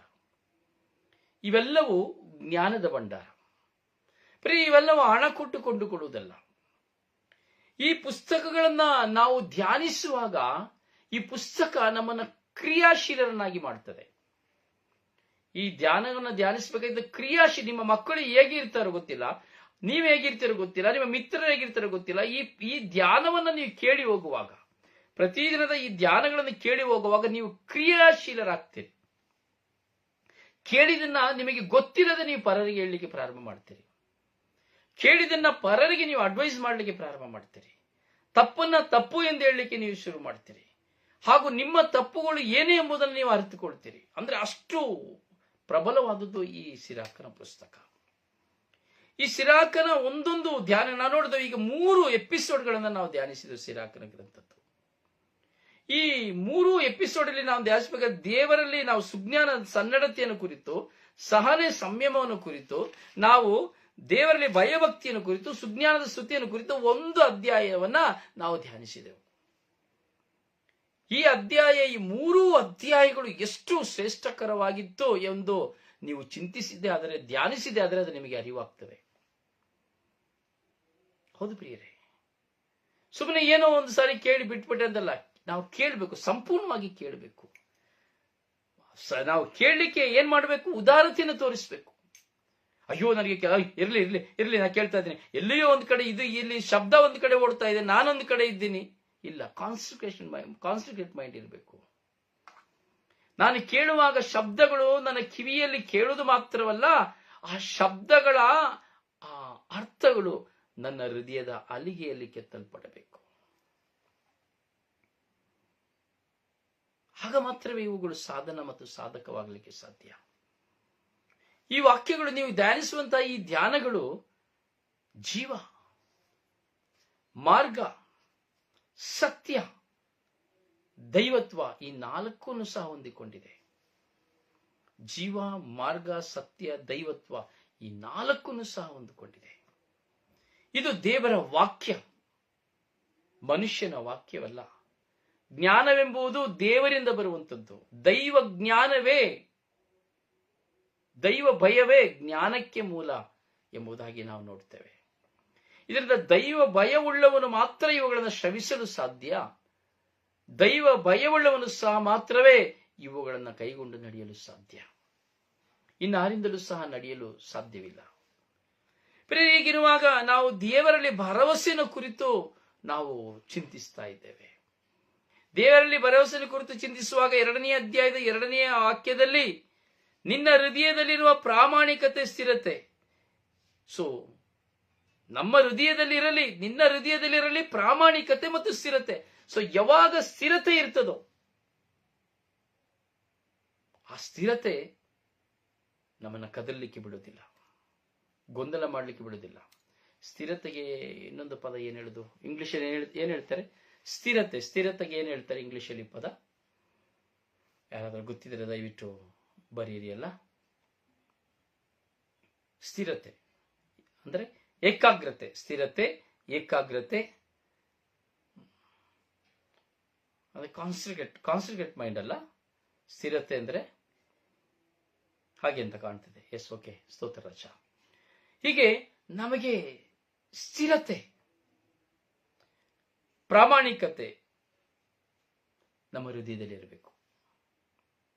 ನನ್ನ ಜೀವಿತದಲ್ಲಿ ಏನು ಹೋರಾಟ ಬಂದ್ರು, ನನ್ನ ಜೀವಿತದಲ್ಲಿ ಎಂಥ ಗೊಂದಲ ಬಂದ್ರು, ನನ್ನ ಜೀವಿತದಲ್ಲಿ ಎಂಥ ದಾರಿದ್ರ್ಯ ಬಂದ್ರು, ನನ್ನ ಜೀವಿತದಲ್ಲಿ ಎಂಥ ಸಮಸ್ಯೆ ಬಂದ್ರು, ನನ್ನ ಜೀವಿತದಲ್ಲಿ ಮರಣವೇ ನನ್ನ ಮುಂದೆ ಎದುರಾದರು, ನಾನು ಇರುವುದೆಲ್ಲವನ್ನ ಕಳೆದುಕೊಂಡ್ರು ಸಹ, ನಾನು ದೊಡ್ಡ, ನನ್ನ ಗಂಡ, ನನ್ನ ಹೆಂಡತಿ, ಮಕ್ಕಳು ಸಾಲಗಾರರಾದ ಹೋದ್ರು ಅಂತ ಸಹ, ಇರುವಂತಹ ಹಣ ಆಸ್ತಿ ಎಲ್ಲ ನಾಶವಾಯಿತು ಅಂದ್ರೂ ಸಹ, ನಾನು ದೊಡ್ಡ ರೋಗಿಯಾಗಿ ಹೋದೆ ಅಂದ್ರೂ ಸಹ, ನನ್ನ ಮುಂದೆ ಅವಮಾನಗಳು, ನಿಂದನೆಗಳು ನನ್ನನ್ನು ಕಾಡಿ ನನ್ನನ್ನು ತಲೆ ತಗ್ಗಿಸುವಂತೆ ಮಾಡಿತ್ತು ಎಂಬುದಾದರೂ ಸಹ, ಪ್ರಿಯರೇ, ನಾವು ಸ್ಥಿರತೆಯಿಂದಿರಬೇಕು.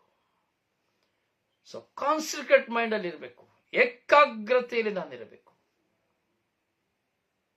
ಹೌದು, ಯಾವಾಗ ನನ್ನ ಹೃದಯದಲ್ಲಿ ಪ್ರಾಮಾಣಿಕತೆ ಪ್ಲಸ್ ಸ್ಥಿರತೆ 2 ಇರುತ್ತದೆ, ಯಾವಾಗ ಪ್ರಾಮಾಣಿಕತೆ ಮತ್ತೆ ಸ್ಥಿರತೆ 2 ಇರ್ತದೆ. ನೋಡಿ, ಅವನು ಸಾಲ ಮಾಡಿದೆ, ಅದು ಅಪ್ರಾಮಾಣಿಕತೆಯಿಂದ, ಅವಿವೇಕತನದಿಂದ, ಅಥವಾ ಸ್ವಾರ್ಥದಿಂದ, ಅಥವಾ ದುರಾಶೆಯಿಂದ, ಅಥವಾ ನನ್ನ ಕೆಟ್ಟ ಆಲೋಚನೆಗಳಿಂದ ನಾನು ಸಾಲ ಮಾಡಿದೆ. ಓಕೆ, ಸಾಲ ಅಂದಾಗ ಇಷ್ಟು ಬಂದ್ಬಿಡ್ತು ನೋಡಿ. ಕೆಲವು ಸರಿ ನಾನು ಒಳಿತಿಗಾಗಿಯೂ ಸಾಲ ಮಾಡಿದೆ. ಒಂದು ಮನೆ ಕಟ್ಟುವುದಕ್ಕಾಗಿ, ಮದುವೆ ಮಾಡುವುದಕ್ಕಾಗಿ ಸಹ ಸಾಲ ಮಾಡಿದೆ. ಅಲ್ಲಿ ಒಳಿತುಂಟು, ಅದು ತಪ್ಪು ಅಂತ ಬರೋದಿಲ್ಲ. ಆದರೆ ನೀನು ಯಾವ ವಿಧದಲ್ಲಿ ನೀನು ಸಾಲ ಮಾಡಿದರು, ಒಂದು ಪಕ್ಷ ಸಾಲದಿಂದ ನನಗಿರುವುದೆಲ್ಲವನ್ನ ಕಳೆದುಕೊಂಡು ಬಿಡ್ತೇನೆ. ಪ್ರಿಯೆ, ಅಲ್ಲಿ ನಾನು ಕಳೆದುಕೊಂಡ್ರೆ ಅಲ್ಲಿ ನನಗೆ ಮೊದಲು ಬೇಕಾಗಿರುವಂಥದ್ದು ಪ್ರಾಮಾಣಿಕತೆ. ನಾನು ತೆಗೆದುಕೊಂಡ ಸಾಲವನ್ನು ನಾನು ಹಿಂತಿರುಗಿಸ್ತೇನೆ, ನಾನು ಮೋಸ ಮಾಡುವುದಿಲ್ಲ, ನಾನು ಪಡೆದುಕೊಂಡದನ್ನು ನಾನು ಹಿಂತಿರುಗಿಸ್ತೇನೆ ಎಂಬುವಂತಹ ಮನಸ್ಸು ಈ ಸಾಲವನ್ನು ಪಡೆದುಕೊಂಡಂತ ನನ್ನಲ್ಲಿ, ನಿಮ್ಮಲ್ಲಿ, ಯಾವ ವ್ಯಕ್ತಿಯಲ್ಲಿ ಅದು ನಿಂತಿದ್ದೆ ಆದರೆ ಅದು ಪ್ರಾಮಾಣಿಕತೆ. ಹೀಗೆ ಯಾವೊಂದು ವಿಷಯ, ಆ ಪ್ರಾಮಾಣಿಕತೆ, ಇಲ್ಲ ನಾನು ಮೋಸ ಮಾಡಬಾರದು, ಇಲ್ಲ ನಾನು ಮೋಸ ಮಾಡಬಾರದು, ನಾನು ಅನ್ಯಾಯ ಮಾಡಬಾರದು, ನಾನು ಕೆಟ್ಟದ್ದನ್ನ ಬಯಸಬಾರದು, ನಾನು ಕೆಟ್ಟದ್ದನ್ನ ಮಾಡಬಾರದು, ನಾನು ದೇವರ ಮುಂದೆ ಭರವಸೆಯುಳ್ಳವನಾಗಿದ್ದೇನೆ, ನಾನು ದೇವರ ಮುಂದೆ ಭರವಸೆಯುಳ್ಳವಳಾಗಿದ್ದೇನೆ. ಇಲ್ಲ, ನಾನು ಯಾವ ವಿಷಯದಲ್ಲಿಯೂ ನಾನು ದೇವರ ಮುಂದೆ ಪ್ರಾಮಾಣಿಕನಾಗಿರ್ತೇನೆ. ನನ್ನ ಗಂಡ, ನನ್ನ ಹೆಂಡತಿ, ನನ್ನ ಮಕ್ಕಳು, ಅಣ್ಣ, ತಮ್ಮ, ಅಕ್ಕ, ತಂಗಿ, ತಂದೆ, ತಾಯಿ, ಮೈದುನ, ನಾದಿನಿ, ಮಿತ್ರ, ಬಂಧು, ಬಳಗ, ನೆರೆ ಹೊರೆಯವರು, ಹೀಗೆ ಪ್ರತಿಯೊಬ್ಬರ ಮುಂದೆ ನಾನು ಪ್ರಾಮಾಣಿಕನಾಗಿರ್ತೇನೆ. ಈ ಪ್ರಾಮಾಣಿಕತೆ ನಮ್ಮಲ್ಲಿರಬೇಕು. ನಂಬರ್ 1. ಯಾವಾಗ ಈ ಪ್ರಾಮಾಣಿಕತೆಯಿಂದ ನಾನು ಸ್ಟೇಬಲ್ ಆಗಿ ನಿಲ್ತೇನೋ ಅದೇ ಸ್ಥಿರತೆ, ಅಲ್ಲಿ ಸ್ಥಿರತೆ ಉತ್ಪತ್ತಿ ಆಗ್ತದೆ. ಈ ಪ್ರಾಮಾಣಿಕತೆ, ಸ್ಥಿರತೆ, ಯಾವಾಗ ಪ್ರಾಮಾಣಿಕತೆ ಬರ್ತದೋ ಅವಾಗೇನಾಗ್ತದೆ, ಆ ಸ್ಥಿರತೆ ನಮ್ಮ ಮನಸ್ಸಿನಲ್ಲಿ ಬರಬೇಕಾದ್ರೆ, ಈ ಪ್ರಾಮಾಣಿಕತೆ, ಸ್ಥಿರತೆ ಎರಡು ಒಂದು ಮುಖದ ಎರಡು ನಾಣ್ಯಗಳೇ, ಒಂದು ನಾಣ್ಯದ ಎರಡು ಮುಖಗಳಂತೆ. ಒಬ್ಬ ಮನುಷ್ಯ ಸಾಲ ಮಾಡಿದ, ನಾನು ಕೊಟ್ಟು ಬಿಡಬೇಕು ಅಂತೇಳಿ ಅವನು ತೀರ್ಮಾನ ಮಾಡಿ ಅವನು ಸ್ಥಿರತೆಯಿಂದಿದ್ದರೆ ಅವನು ಯಾವುದಕ್ಕೂ ಕದಲಬೇಕಾಗಿಲ್ಲ. ಅವನ ಹಗಲು ರಾತ್ರಿ ತನ್ನ ದುಡಿಮೆಯ ಶ್ರಮದಿಂದ, ಒಂದು ದೈವ ಭಯದಿಂದ, ಇನ್ನೊಂದು ನನ್ನ ಕುಟುಂಬ ಎಂಬಂತಹ ತನ್ನ ಹೆಂಡತಿ ಮಕ್ಕಳ ಪ್ರೀತಿ ವಿಶ್ವಾಸದಿಂದ, ಮೂರನೆಯದು ನನ್ನ ಜೀವಿತದಲ್ಲಿ ನನ್ನ ತಪ್ಪಿನ ಅರಿವಿನಿಂದ, ನಾಲ್ಕನೆಯದು ನನ್ನ ಜೀವಿತದಲ್ಲಿ ನಾನು ತಲೆ ಎತ್ತಬೇಕು ಎಂಬ ವಿಶ್ವಾಸದಿಂದ, ತನ್ನ ಜೀವಿತದಲ್ಲಿ ಹಗಲು ರಾತ್ರಿ ದುಡಿದು ತನ್ನ ಕಾರ್ಯವನ್ನ ಸಾಧಿಸಲು ಮುಂತೊಡುವಂತ ಸ್ಥಿರತೆ, ಈ ಪ್ರಾಮಾಣಿಕತೆ, ಸ್ಥಿರತೆ ನಮ್ಮ ಹೃದಯದಲ್ಲಿರಬೇಕು. ಆವಾಗ ನಾವು ಸಕ್ಸಸ್ ಅನ್ನ ಕಾಣ್ತೇವೆ.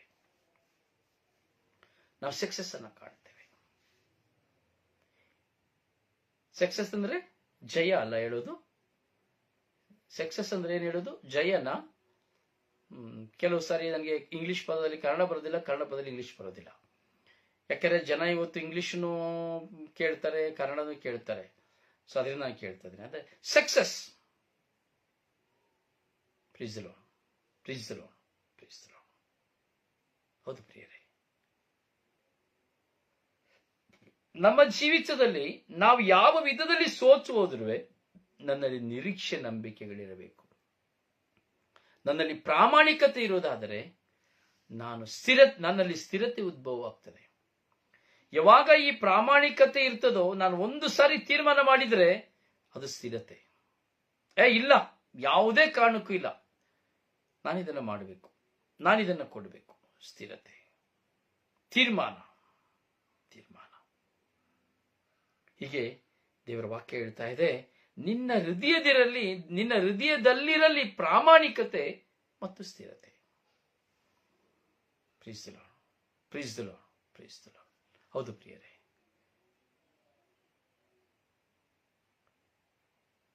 ವೈಫಲ್ಯವಾಗುವುದಾ? ನನಗೆ ಅರ್ಥ ಆಗ್ತಾ ಇಲ್ಲ, ಸ್ವಲ್ಪ ತೊಂದರೆ. ತುಂಬಾ ಥ್ಯಾಂಕ್ಸ್. ಸೊ ಅದರಿಂದ ನಾನು ಸ್ಥಿರತೆಯಿಂದಿರಬೇಕು. ಆ ಸ್ಥಿರತೆ ಯಾವಾಗ ನನ್ನ ಹೃದಯದಲ್ಲಿ ಅಡಕವಾಗ್ತದೋ, ಪ್ರಾಮಾಣಿಕತೆ ನನ್ನಲ್ಲಿ ಬರುವಾಗ ನನಗೆ ಸೋಲು ಎಂಬುದಿಲ್ಲ, ನಾನು ಜಯಿಸುತ್ತೇನೆ ಎಂಬುವಂತಹ ಒಂದು ನಿರ್ಧಾರ. ಸ್ಥಿರತೆ ಅಂದ್ರೆ ನಿರ್ಧಾರ. ಆ ನಿರ್ಧಾರದ ಜೀವನ ನಮಗಿರಬೇಕು. ಪ್ರಿಯರೇ, ಈಗ ದೇವರ ವಾಕ್ಯಗಳನ್ನ ನಾವು ಧ್ಯಾನಿಸ್ತಾ ಇದ್ದೇವೆ. ಸೊ ಅದರಿಂದ ನಾವು ನೋಡ್ಬೇಕಾದ್ರೆ ವಾಕ್ಯ ಹೇಳ್ತದೆ, ಈ ಕಷ್ಟ ಕಾರ್ಪಣ್ಯಗಳಿರ್ತದೆ, ಸಮಸ್ಯೆಗಳಿರ್ತದೆ. ಸೊ ನನ್ನ ಹೃದಯದಲ್ಲಿ, ನನ್ನ ಜೀವಿತದಲ್ಲಿ ನಾನು ಏನೇ ಮಾಡಿ ಹೋದ್ರೆ ನಾನು ಹೊಸತನಕ್ಕೆ ಬರ್ತದೆ ಅಂತ ಹೇಳ್ಬೇಕಾದ್ರೆ, ನನ್ನ ಹೃದಯದಲ್ಲಿ ನಾನು ಈ ಸ್ಥಿರತೆಯನ್ನ, ಪ್ರಾಮಾಣಿಕತೆಯನ್ನ ನಾನು ಯಾವಾಗ ಅವುಗಳನ್ನ ಹತೋಟಿಗೆ ತೆಗೆದುಕೊಳ್ತೇನೋ ಅಲ್ಲಿ ವಾಕ್ಯ ನಮಗೆ ಜಯವನ್ನು ಕೊಡ್ತದೆ. ಅದಕ್ಕೆ ವಾಕ್ಯ ಹೇಳ್ತದೆ, ಕಷ್ಟ ಬಂದಾಗ ನಿನಗಿರದಿರಲಿ ಚಂಚಲತೆ. ಕಷ್ಟ ಬರುವಾಗ ನಿಮಗೆ ಚಂಚಲತೆ ಬೇಡ, ಟೆನ್ಷನ್ ಬೇಡ. ಟೆನ್ಷನ್ ಆಗ್ತದೆ, ಖಂಡಿತ ಆಗ್ತದೆ, ಆಗದಿರ್ಲಿಕ್ಕಾಗುದಿಲ್ಲ, ಯಾಕಂದ್ರೆ ನಾವು ಮನುಷ್ಯರು. ಕಷ್ಟ ಬಂದಾಗ ನಿನಗೆ ಚಂಚಲತೆ ಬೇಡ, ನಿನಗಾಗದಿರಲಿ ಚಂಚಲತೆ. ಪ್ರಿಯರಿದು ದೇವರು ಹೇಳ್ತಾ ಇದ್ದಾರೆ, ದೇವರ ವಾಕ್ಯ ಹೇಳ್ತಾ ಇದೆ. ಮನುಷ್ಯ ಸಾವಿರ ನಾವು ಅಡ್ವೈಸ್ ಕೊಡ್ಬೇಕಾರೆ, ನಿನಗೇನ್ ಗೊತ್ತು, ಹೋಗು, ನನ್ನ ಕಷ್ಟ ನನಗೆ ಗೊತ್ತು, ಸಾಲ ಮಾಡಿರೋ ನನಗೆ ಗೊತ್ತು, ರೋಗ ಬಂದಿರೋ ನನಗೆ ಗೊತ್ತು, ಸಮಸ್ಯೆ ಆಗಿ ನನಗೆ ಗೊತ್ತು, ನೀನೇನ್ ಬಂದು ಹೇಳಲಿಕ್ಕೆ ಬಂದ್ಬಿಟ್ಟೆ, ದೊಡ್ಡದಾಗಿ ಹೇಳಲಿಕ್ಕೆ ಬಂದ್ಬಿಟ್ಟ. ಇಲ್ಲ, ಕಷ್ಟ ಬಂದಾಗ ನಿನಗಿರದಿರಲಿ ಚಂಚಲತೆ. ಸೋತು ಹೋಗ್ತೇನೆ ಅಂತ ಭಯಪಡಬೇಡ. ಅಯ್ಯೋ ನನಗೇನಾದ್ರೂ ಆಗಿ ಹೋಗ್ತದೆ ಅಂತ ಭಯಪಡಬೇಡ. ದೇವರು ನಿನ್ನನ್ನು ಕೈ ಬಿಡುವುದಿಲ್ಲ, ದೇವರು ನಮ್ಮನ್ನ ಕೈ ಬಿಡುವುದಿಲ್ಲ. ಜೀವನದಲ್ಲಿ ನಾವು ಎಷ್ಟೋ ಜನರನ್ನ ನಾವು ನೋಡುತ್ತೇವೆ, ಎಷ್ಟೋ ಜನರ ಹೋರಾಟಗಳನ್ನು ನಾವು ನೋಡುತ್ತೇವೆ. ಸ್ಥಿರವಾಗಿ ನಿಂತು ತಮ್ಮ ಜೀವಿತದಲ್ಲಿ ಕಷ್ಟಗಳು ಬರಬೇಕಾದ್ರೆ ಅವುಗಳನ್ನ ಜಯಿಸುವಂತಹ ವ್ಯಕ್ತಿಗಳನ್ನ ನಾವು ನೋಡ್ತೇವೆ. ಇಲ್ಲ, ನಾನು ಲೋಕವನ್ನು ಜಯಿಸಬೇಕು, ಇಲ್ಲ ಈ ಜೀವನವನ್ನು ನಾನು ಜಯಿಸಬೇಕು, ನನ್ನ ಕುಟುಂಬವನ್ನು ಜಯಿಸಬೇಕು, ಅಥವಾ ನನ್ನಲ್ಲಿರುವುದರ ಯಾವುದೇ ಬಂದ್ರು, ಯಾವ ವಿಧವಾದ ಸಮಸ್ಯೆಗಳು, ನನಗಿರುವಂತಹ ಕೆಲಸವನ್ನು ಕಳೆದುಕೊಂಡ್ರು, ನನಗಿರುವಂತಹ ವೀಸವನ್ನು ಕಳೆದುಕೊಂಡ್ರು, ನನ್ನಲ್ಲಿರುವಂತಹ ಹಣವನ್ನು ಕಳೆದುಕೊಂಡ್ರು, ನನಗಿರುವಂತಹ ಅಂತಸ್ತನ್ನು ಕಳೆದುಕೊಂಡ್ರು, ನನಗಿರುವಂತಹ ಯಾವುದನ್ನು ಕಳೆದುಕೊಂಡ್ರು ಸಹ ನಾನು ಚಂಚಲತೆಯುಳ್ಳವನಾಗಬೇಕು, ಚಂಚಲತೆ ಇಲ್ಲದವನಾಗಬೇಕು. ಅದನ್ನ ಕುರಿತೇ ಟೆನ್ಷನ್ ಮಾಡ್ತಾ ಕೂತ್ಕೊಳ್ಬಾರ್ದು, ಅದನ್ನು ಕುರಿತೇ ಆಲೋಚನೆ ಮಾಡ್ತಾ ಕೂತ್ಕೊಳ್ಬಾರ್ದು. ಹೌದು, ಅದರಿಂದ ಏನು ಪ್ರಯೋಜನವಿಲ್ಲ, ಅದರಿಂದ ಏನು ಉಪಯೋಗ ಇಲ್ಲ. ನೋಡಿ, ಈಗ ಒಂದು ಪಕ್ಷ ನಿಮ್ಮ ಕೈಲಿ ವೀಸಾ ಇಲ್ಲ, ನಿಮ್ಮ ಕೈಲಿ ಹಣ ಇಲ್ಲ, ನಿಮ್ಮ ಕೈಲಿ ಸಮಥಿಂಗ್ ಏನೇನೋ ವಿಷಯಗಳು, ಏನೋ ಕೊರತೆಗಳು. ಇವತ್ತೆಲ್ಲ ಅಳ್ತಾ ಕೂತ್ಕೊಂಡು, ರಾತ್ರಿಯೆಲ್ಲ ಅಳ್ತಾ ಕೂತ್ಕೊಂಡು, ಟೆನ್ಷನ್ ಮಾಡಿ ಮಾಡಿ ಊಟ ಮಾಡದೆ, ನಿದ್ರೆ ಮಾಡದೆ, ನೀವು ಒಂದು ದಿನ ಇಲ್ಲ, ಒಂದು ವಾರ ಟೆನ್ಷನ್ ಮಾಡಿ ನಿಮ್ಮಲ್ಲಿರುವಂತಹ ಕಷ್ಟವನ್ನು ನಿವಾರಿಸಲಿಕ್ಕೆ ಸಾಧ್ಯನಾ? ನಿವಾರಣೆ ಆಗ್ತದ? ಓಕೆ, ಇವತ್ತೆಲ್ಲ ನೀವು ಟೆನ್ಷನ್ ಮಾಡಬೇಡಿ, ಇವತ್ತೆಲ್ಲ ರಾತ್ರಿ ಊಟ ಮಾಡಬೇಡಿ, ನೀರು ಕುಡಿಬೇಡಿ, ಏನು ಮಾಡಬೇಡಿ. ಇವತ್ತು ನಾಳೆ ಒಂದು ವಾರ ನೀವು ಟೆನ್ಷನ್, ಚಂಚಲ, ಓಕೆ, ಚಂಚಲತೆ ಎಲ್ಲ ಯೋಚನೆ ಮಾಡಿ.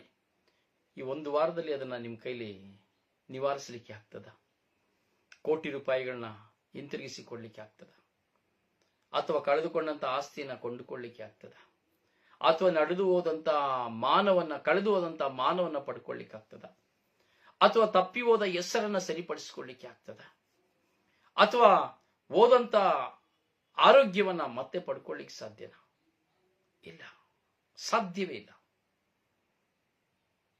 ಅದಕ್ಕೆ ಗಾದೆ ಮಾತಿರ್ತದೆ, ಮಿಂಚಿ ಹೋದ ಕಾಲಕ್ಕೆ ಚಿಂತಿಸಿ ಫಲವಿಲ್ಲ. ಮಿಂಚಿ ಹೋದ ಕಾಲಕ್ಕೆ ಚಿಂತಿಸಿ ಫಲವಿಲ್ಲ. ಪ್ರಿಯರಿಗೆ, ಮಿಂಚಿ ಹೋದ ಕಾಲಗಳು ನಮ್ಮ ಮುಂದೆ ಇರುವಂತಹ ಕಷ್ಟಗಳು.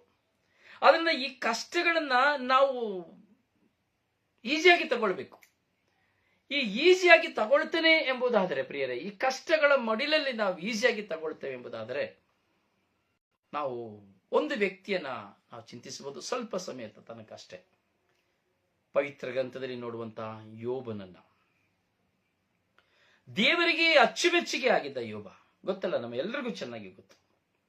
ಯೋಬನನ್ನು ಕುರಿತು ನಮ್ಮೆಲ್ಲರಿಗೂ ಚೆನ್ನಾಗಿ ಗೊತ್ತು. ಈ ಯೋಬ ಯಾರೆಂಬುದು ನಮಗೆ ಚೆನ್ನಾಗಿ ಗೊತ್ತು, ಅವನ ಜೀವನ ಏನು ಎಂಬುದು ನಮಗೆ ಚೆನ್ನಾಗಿ ಗೊತ್ತು. Praise the Lord. Hallelujah, hallelujah, hallelujah. ಈ ಯೋಬನ ಪುಸ್ತಕವನ್ನ ನಾವು ನೋಡಿ ಬರಬೇಕಾದ್ರೆ, ಈ ಯೋಬನ ಪುಸ್ತಕದ ಅನುಭವಗಳನ್ನು ನಾವು ನೋಡಿ ಬರಬೇಕು. ಕೀರ್ತನೆಗೆ ಹಿಂದಿನ ಪುಸ್ತಕ ಈ ಯೋಬನ ಪುಸ್ತಕ, ಹೌದಲ್ಲ? ಎಷ್ಟೋ ಜನ ಈ ಯೋಬನ ಪುಸ್ತಕವನ್ನು ನೀವು ಧ್ಯಾನಿಸಿದಿರಿ, ಓದಿದಿರಿ. ನೋಡಿ, ಇಲ್ಲಿ ನಾವು ಪ್ರಾರಂಭದಲ್ಲಿ ನಾವು ನೋಡಿ ಬರಬೇಕಾದ್ರೆ, ಒಂದು ಕ್ಷಣ ನಾನು ಯೋಬನ ಪುಸ್ತಕವನ್ನು ತೆಗೆದುಕೊಳ್ತೇನೆ. ಈ ಪ್ರಾರಂಭವನ್ನ ನೋಡಿ ಬರಬೇಕಾದ್ರೆ ಯೋಬನಿಗೆ 10 ಜನ ಮಕ್ಕಳು. 10 ಜನ ಮಕ್ಕಳು. ಈ 10 ಜನ ಮಕ್ಕಳಲ್ಲಿ ಮನೆಯಲ್ಲಿ ನೋಡ್ತೇವೆ, ಒಂದೊಂದು ದಿನಕ್ಕೆ ಒಬ್ಬೊಬ್ಬರ ಮನೇಲಿ ಅಡಿಗೆ ಮಾಡ್ತಾ ಇದ್ರು. 3 ಜನ ತಂಗಿರು, 7 ಜನ ಒಡ ಹುಟ್ಟಿದವರು. 3 ಜನ ತಂಗಿರು, 7 ಜನ ಒಡ ಹುಟ್ಟಿದವರು. ಅವರು ಈ ಯೋಬ ಹೇಗಿದ್ದ ಅಂದ್ರೆ, ಅವನು ದೋಷರಹಿತನಾಗಿದ್ದ, ಸತ್ಯವಂತನಾಗಿದ್ದ, ದೇವರಲ್ಲಿ ಭಯಭಕ್ತಿಯುಳ್ಳವನಾಗಿದ್ದ, ಕೆಟ್ಟದನ್ನು ತೊರೆದು ಬಾಳ್ತಾ ಇದ್ದ. ಅವನಂತ ಮನುಷ್ಯ ಈ ಭೂಲೋಕದಲ್ಲಿ ಎಲ್ಲಿಯೂ ಸಿಕ್ಕುವುದಿಲ್ಲ ಎಂಬುದಾಗಿ ಯೋಬನ ಗ್ರಂಥದಲ್ಲಿ 1ನೇ ಅಧ್ಯಾಯದಲ್ಲಿ ನಾವು 7ನೇ ವಾಕ್ಯಗಳಲ್ಲಿ ನಾವು ಧ್ಯಾನಿಸಬಹುದು. ನೋಡಿ ಎಷ್ಟು ಚೆನ್ನಾಗಿ ಯೋಬನನ್ನು ಕುರಿತು ಹೇಳುತ್ತದೆ. ಪ್ರಿಯರೇ, ಹೀಗಿರಬೇಕಾದ್ರೆ ಈ ಯೋಬನ ಬಳಿ ಸೈತಾನ, ಯೋಬನ ವಿಶ್ವಾಸವನ್ನು ಕಂಡ ಸೈತಾನ ಏನ್ ಮಾಡ್ತಾನೆ? ದೇವರ ಬಳಿ ಮಾತನಾಡುವಾಗ, ನೀನು ಅವನೊಂದಿಗಿರುವಾಗ ಅವನನ್ನ ನಾನೇನ್ ಮಾಡ್ಲಿಕ್ಕೆ ಆಗ್ತದೆ? ನೀನು ಅವನೊಂದಿಗಿರುವಾಗ ನಾನು ಅವನನ್ನ ಏನ್ ಮಾಡ್ಲಿಕ್ಕೆ ಆಗ್ತದೆ? ಒಂದು ಪಕ್ಷ ನೀನು ಅವನನ್ನ ನನಗೆ ಬಿಟ್ಟು ಕೊಡು ಸಾಕು, ಅವನ ಮೇಲೆ ನನಗೆ ಅಧಿಕಾರ ಕೊಡು ಸಾಕು, ಅವನು ಯಾರು ಅಂತ ನಾನು ನಿನಗೆ ತೋರಿಸ್ತೇನೆ.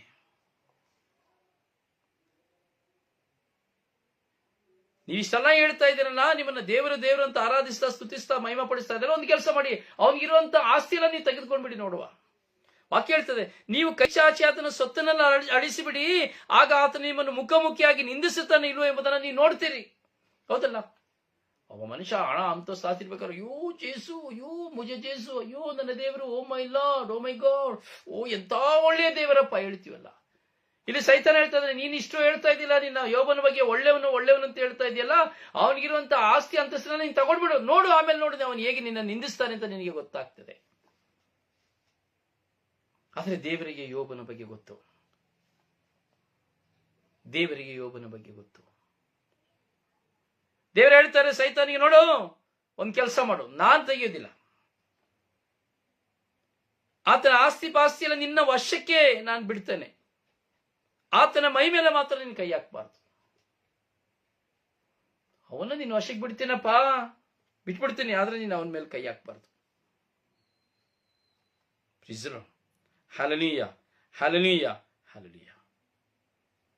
ನೋಡಿ, ಹೇಳಿದ ತಕ್ಷಣ ಈ ಯೋಬನಿಗಿದ್ದಂತಹ ಎಲ್ಲ ವಿಧವಾದಂತಹ ಪ್ರಾಣಿಗಳು, ಕೆಲಸದವರು ಎಲ್ಲ ಛಿದ್ರ ಆಗಿ ಹೋಗ್ಬಿಡ್ತಾರೆ.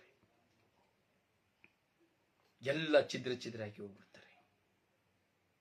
ಅವರ ಒಂಟೆಗಳು ಕೊಳ್ಳೆ ಹೊಡೆಯಲ್ಪಡ್ತದೆ, ಕುರಿಗಳು ಕೊಳ್ಳೆ ಹೊಡೆಯಲ್ಪಡ್ತದೆ, ಅವನ ಹಸುಗಳು ಕೊಳ್ಳೆ ಹೊಡೆಯಲ್ಪಡ್ತದೆ. ದಾರಿದ್ರ್ಯನಾಗಿ ಹೋಗ್ತಾನೆ, ರೋಗಿಯಾಗಿ ಹೋಗ್ತಾನೆ. ದೇವರಿಗೆ ಹೇಳ್ತಾನೆ, ನೀವು ಕೊಟ್ರಿ, ನೀವು ತಗೊಂಡ್ರಿ, ಅದಕ್ಕೆ ನಿಮಗೆ ಸ್ತೋತ್ರ ಅಂತ ಹೇಳ್ತಾನೆ.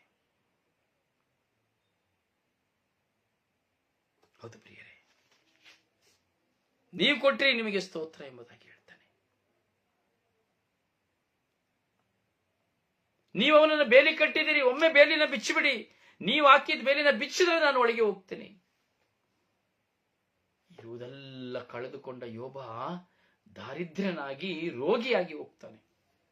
ಹೆಂಡತಿ ಹೇಳ್ತಾಳೆ, ಇನ್ನೆಷ್ಟು ಕಾಲ ನೀನ್ ದೇವರು ದೇವರು ದೇವರು ಅಂತ ಇರ್ತೀಯ? ಬಿಟ್ಬಿಡ ದೇವರನ್ನ, ನೀನ್ ಏನು ಮಾಡ್ಲಿಕ್ಕೆ ಆಗೋದಿಲ್ಲ ಈಗ. ಯೋಬನು ಚಂಚಲನಾಗಲಿಲ್ಲ. ದೇವರ ಮುಂದೆ ಪ್ರಾಮಾಣಿಕತೆ ಎಂದಿದ್ದ. ಅವನಿಗೆ ದೇವರಲ್ಲಿ ಭರವಸೆ ಇತ್ತು.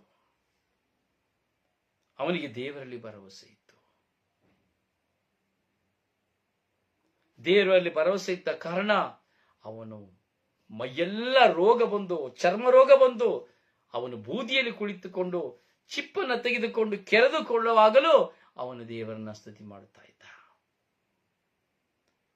ದೇವರು 3 ಜನ ದೂತರನ್ನ ಕಳಿಸಿದ್ರು ಅವನ ಮಿತ್ರರಾಗಿ. ಅವರು ಬಂದು ದೇವರನ್ನ ಮರೆತು ಬಿಡಲಿಕ್ಕಾಗಿ ಎಷ್ಟೋ ಅವರು ಅವನಿಗೆ ಪ್ರಚೋದನೆಯನ್ನು ಕೊಟ್ಟರು.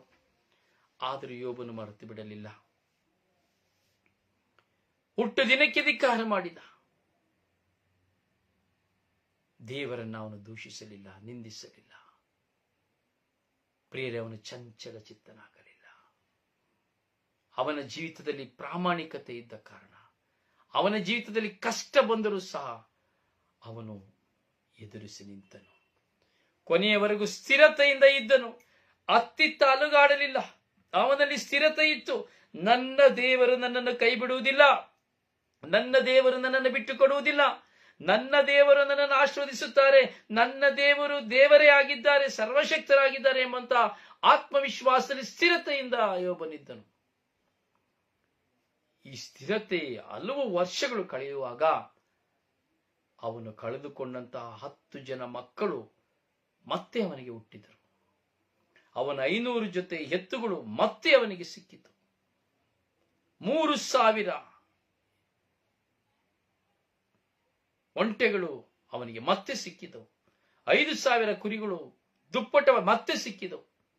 ಪ್ರಿಯರೇ, ಅಂದರೆ ನಾವು ದೇವರ ಮುಂದೆ ಸ್ಥಿರತೆ ಆಗಿದ್ದರೆ, ನಮ್ಮ ಮುಂದೆ ಎಂತಹ ಕಷ್ಟ ಬಂದರೂ ದೇವರು ನನ್ನೊಡನಿದ್ದಾರೆ, ದೇವರು ನನ್ನೊಡನಿದ್ದಾರೆ, ದೇವರು ನನ್ನೊಡನಿದ್ದಾರೆ, ದೇವರು ನನ್ನೊಡನಿದ್ದಾರೆ ಎಂಬಂತ ಸ್ಥಿರತೆಯಲ್ಲಿ ಪ್ರಾಮಾಣಿಕತೆಯಿಂದ ನನ್ನ ಪ್ರಾರ್ಥನೆಯನ್ನು ಬಿಡದೆ, ನನ್ನ ವಿಶ್ವಾಸವನ್ನು ಕಳೆದುಕೊಳ್ಳದೆ, ದೈವ ವಾಕ್ಯದಲ್ಲಿ ನನ್ನ ಮನಸ್ಸನ್ನು ಕೊಡುತ್ತಾ, ದೇವರು ನನ್ನೊಂದಿಗಿದ್ದಾರೆ ಎಂಬ ಭರವಸೆಯಿಂದ, ಸ್ಥಿರತೆಯಿಂದ ದೇವರ ವಾಕ್ಯವನ್ನು ಆಲಿಸುತ್ತಾ, ಧ್ಯಾನಿಸುತ್ತಾ, ಅದನ್ನು ಪಾಲಿಸುತ್ತಾ ಸಾಗುವಾಗ ನಾವು ಕಳೆದುಕೊಂಡದನ್ನು ದುಪ್ಪಟವಾಗಿ ಪಡೆದುಕೊಳ್ಳಲು ಸಾಧ್ಯ. ನಾವು ಕಳೆದುಕೊಂಡದ್ದೆಲ್ಲವೂ ನಮಗೆ ಖಂಡಿತವಾಗಿ ದೇವರು ನಮಗೆ ಹಿಂತಿರುಗಿ ಕೊಡ್ತಾರೆ ಎಂಬುದಕ್ಕೆ ಖಂಡಿತವಾಗಿ ಎಷ್ಟೋ ಸಾಕ್ಷಿಗಳಿದೆ. ಅದಕ್ಕೆ ನೇರ ಸಾಕ್ಷಿ ಎಂದರೆ ನಾನೇ. ಒಂದಾನೊಂದು ಕಾಲದಲ್ಲಿ ಶ್ರೀಮಂತನಾಗಿ ಮೆರೆದ ನಾನು, ಹಣದ ಪ್ರತ್ಯಾಶೆಯಲ್ಲಿ ಮೆರೆದ ನಾನು, ಕಾಲಗಳು ಬರುವಾಗ ಎಲ್ಲವನ್ನ ಕಳೆದುಕೊಂಡೆ, ಇರುವ ಮನೆಯನ್ನು ಕಳೆದುಕೊಂಡೆ, ದಾರಿದ್ರ್ಯನಾಗಿ ಹೋದೆ, ಒಂದು ಹೊತ್ತು ಊಟವೂ ಸಹ ಇಲ್ಲದೆ ಹೋದೆ. ಆದರೆ ದೇವರ ಮುಂದೆ ನನಗಿದ್ದಂತಹ ಪ್ರಾಮಾಣಿಕತೆ, ಸ್ಥಿರತೆ, ಅಂದರೆ ಈ ಸಿರಾಕನ ಗ್ರಂಥದ 2ನೇ ಅಧ್ಯಾಯದ 2ನೇ ವಾಕ್ಯ ಇವತ್ತು ನನ್ನ ಜೀವಿತದಲ್ಲಿ ನಾನು ಕಳೆದುಕೊಂಡದ್ದೆಲ್ಲವನ್ನ ದುಪ್ಪಟವಾಗಿ ದೇವರು ಕೊಡುವಂತೆ ಮಾಡಿದ್ದಾರೆ. ಪ್ರೇರೆ, ಇದುವೇ ದೇವರ ಪ್ರೀತಿ, ಇದುವೇ ದೇವರ ಕರುಣೆ. ಕಷ್ಟ ಬರುವಾಗ ನಾವು ಚಂಚಲರಾಗಬಾರದು, ಕಷ್ಟ ಬರುವಾಗ ನಾವು ಚಂಚಲರಾಗಬಾರದು. ಯಾಕೆಂದರೆ ದೇವರು ನಮ್ಮೊಡನಿದ್ದಾರೆ, ದೇವರು ನಮ್ಮೊಂದಿಗಿದ್ದಾರೆ. ಹೀಗೆ ದೇವರು ನಮ್ಮೊಡನಿರುವಾಗ, ದೇವರು ನಮ್ಮೊಂದಿಗಿರುವಾಗ, ದೇವರಲ್ಲಿ ಭರವಸೆ ನಮಗಿರುವಾಗ, ಕಷ್ಟ ಬಂದಾಗ ನಾನು ಚಂಚಲತನಾಗಬಾರದು. ಹೃದಯದಲ್ಲಿ ಪ್ರಾಮಾಣಿಕ ಸ್ಥಿರತೆ ನನ್ನಲ್ಲಿ ಇರಬೇಕು. ಆಗ ಖಂಡಿತವಾಗಿಯೂ ನಾನು ದೇವರನ್ನು ಸಂಪೂರ್ಣವಾಗಿ ಕಂಡುಕೊಳ್ಳಲು ಸಾಧ್ಯ. ಆ ದೇವರ ಭರವಸೆಯೇ ನಮ್ಮನ್ನು, ನಿಮ್ಮನ್ನು ದೇವರಲ್ಲಿ ಸ್ಥಿರಪಡಿಸಲು ಸಾಧ್ಯ. ಅದರಿಂದ ಪ್ರಿಯರ, ಆಲಿಸಿ, ಧ್ಯಾನಿಸಿ. ದಯವಿಟ್ಟು ಯೂಟ್ಯೂಬ್ ಲಿಂಕ್ ನಿಮಗೆ ಬರ್ತದೆ, ಶೇರ್ ಮಾಡಿ, ಕೇಳಿ. ನಿಮ್ಮ ಮಕ್ಕಳಿಗೆ ಇಂದಿನಿಂದ ಈ ಸೆಷನ್ನ ಕೇಳಲಿಕ್ಕೆ ಅನುಮತಿ ಕೊಡಿ. ಅವರಿಗೆ ಸಬ್ಸ್ಕ್ರೈಬ್ ಮಾಡಿ ಕೇಳಿ, ಐಕಾನ್ ಬೆಲ್ ಅನ್ನು ಒತ್ತಲಿ ಕೇಳಿ. ಅವರಿಗೆ ಧ್ಯಾನಗಳು ಬರುವಾಗ ನೇರವಾಗಿ ಅವರಿಗೆ ಲಭ್ಯವಾಗ್ತದೆ. ಪ್ರೀಸ್ ಲಾರ್ಡ್. ದೇವರು ನಿಮ್ಮನ್ನು ಆಶೀರ್ವದಿಸಲಿ. ನಿಮಗಾಗಿ ಪ್ರಾರ್ಥಿಸುವ ನಿಮ್ಮ ಸೇವಕ ಬ್ರದರ್ ರೊಜಾರಿಯೋ ಪಾಂಡವಪುರ. ಪ್ರೀಸ್ ಲಾರ್ಡ್.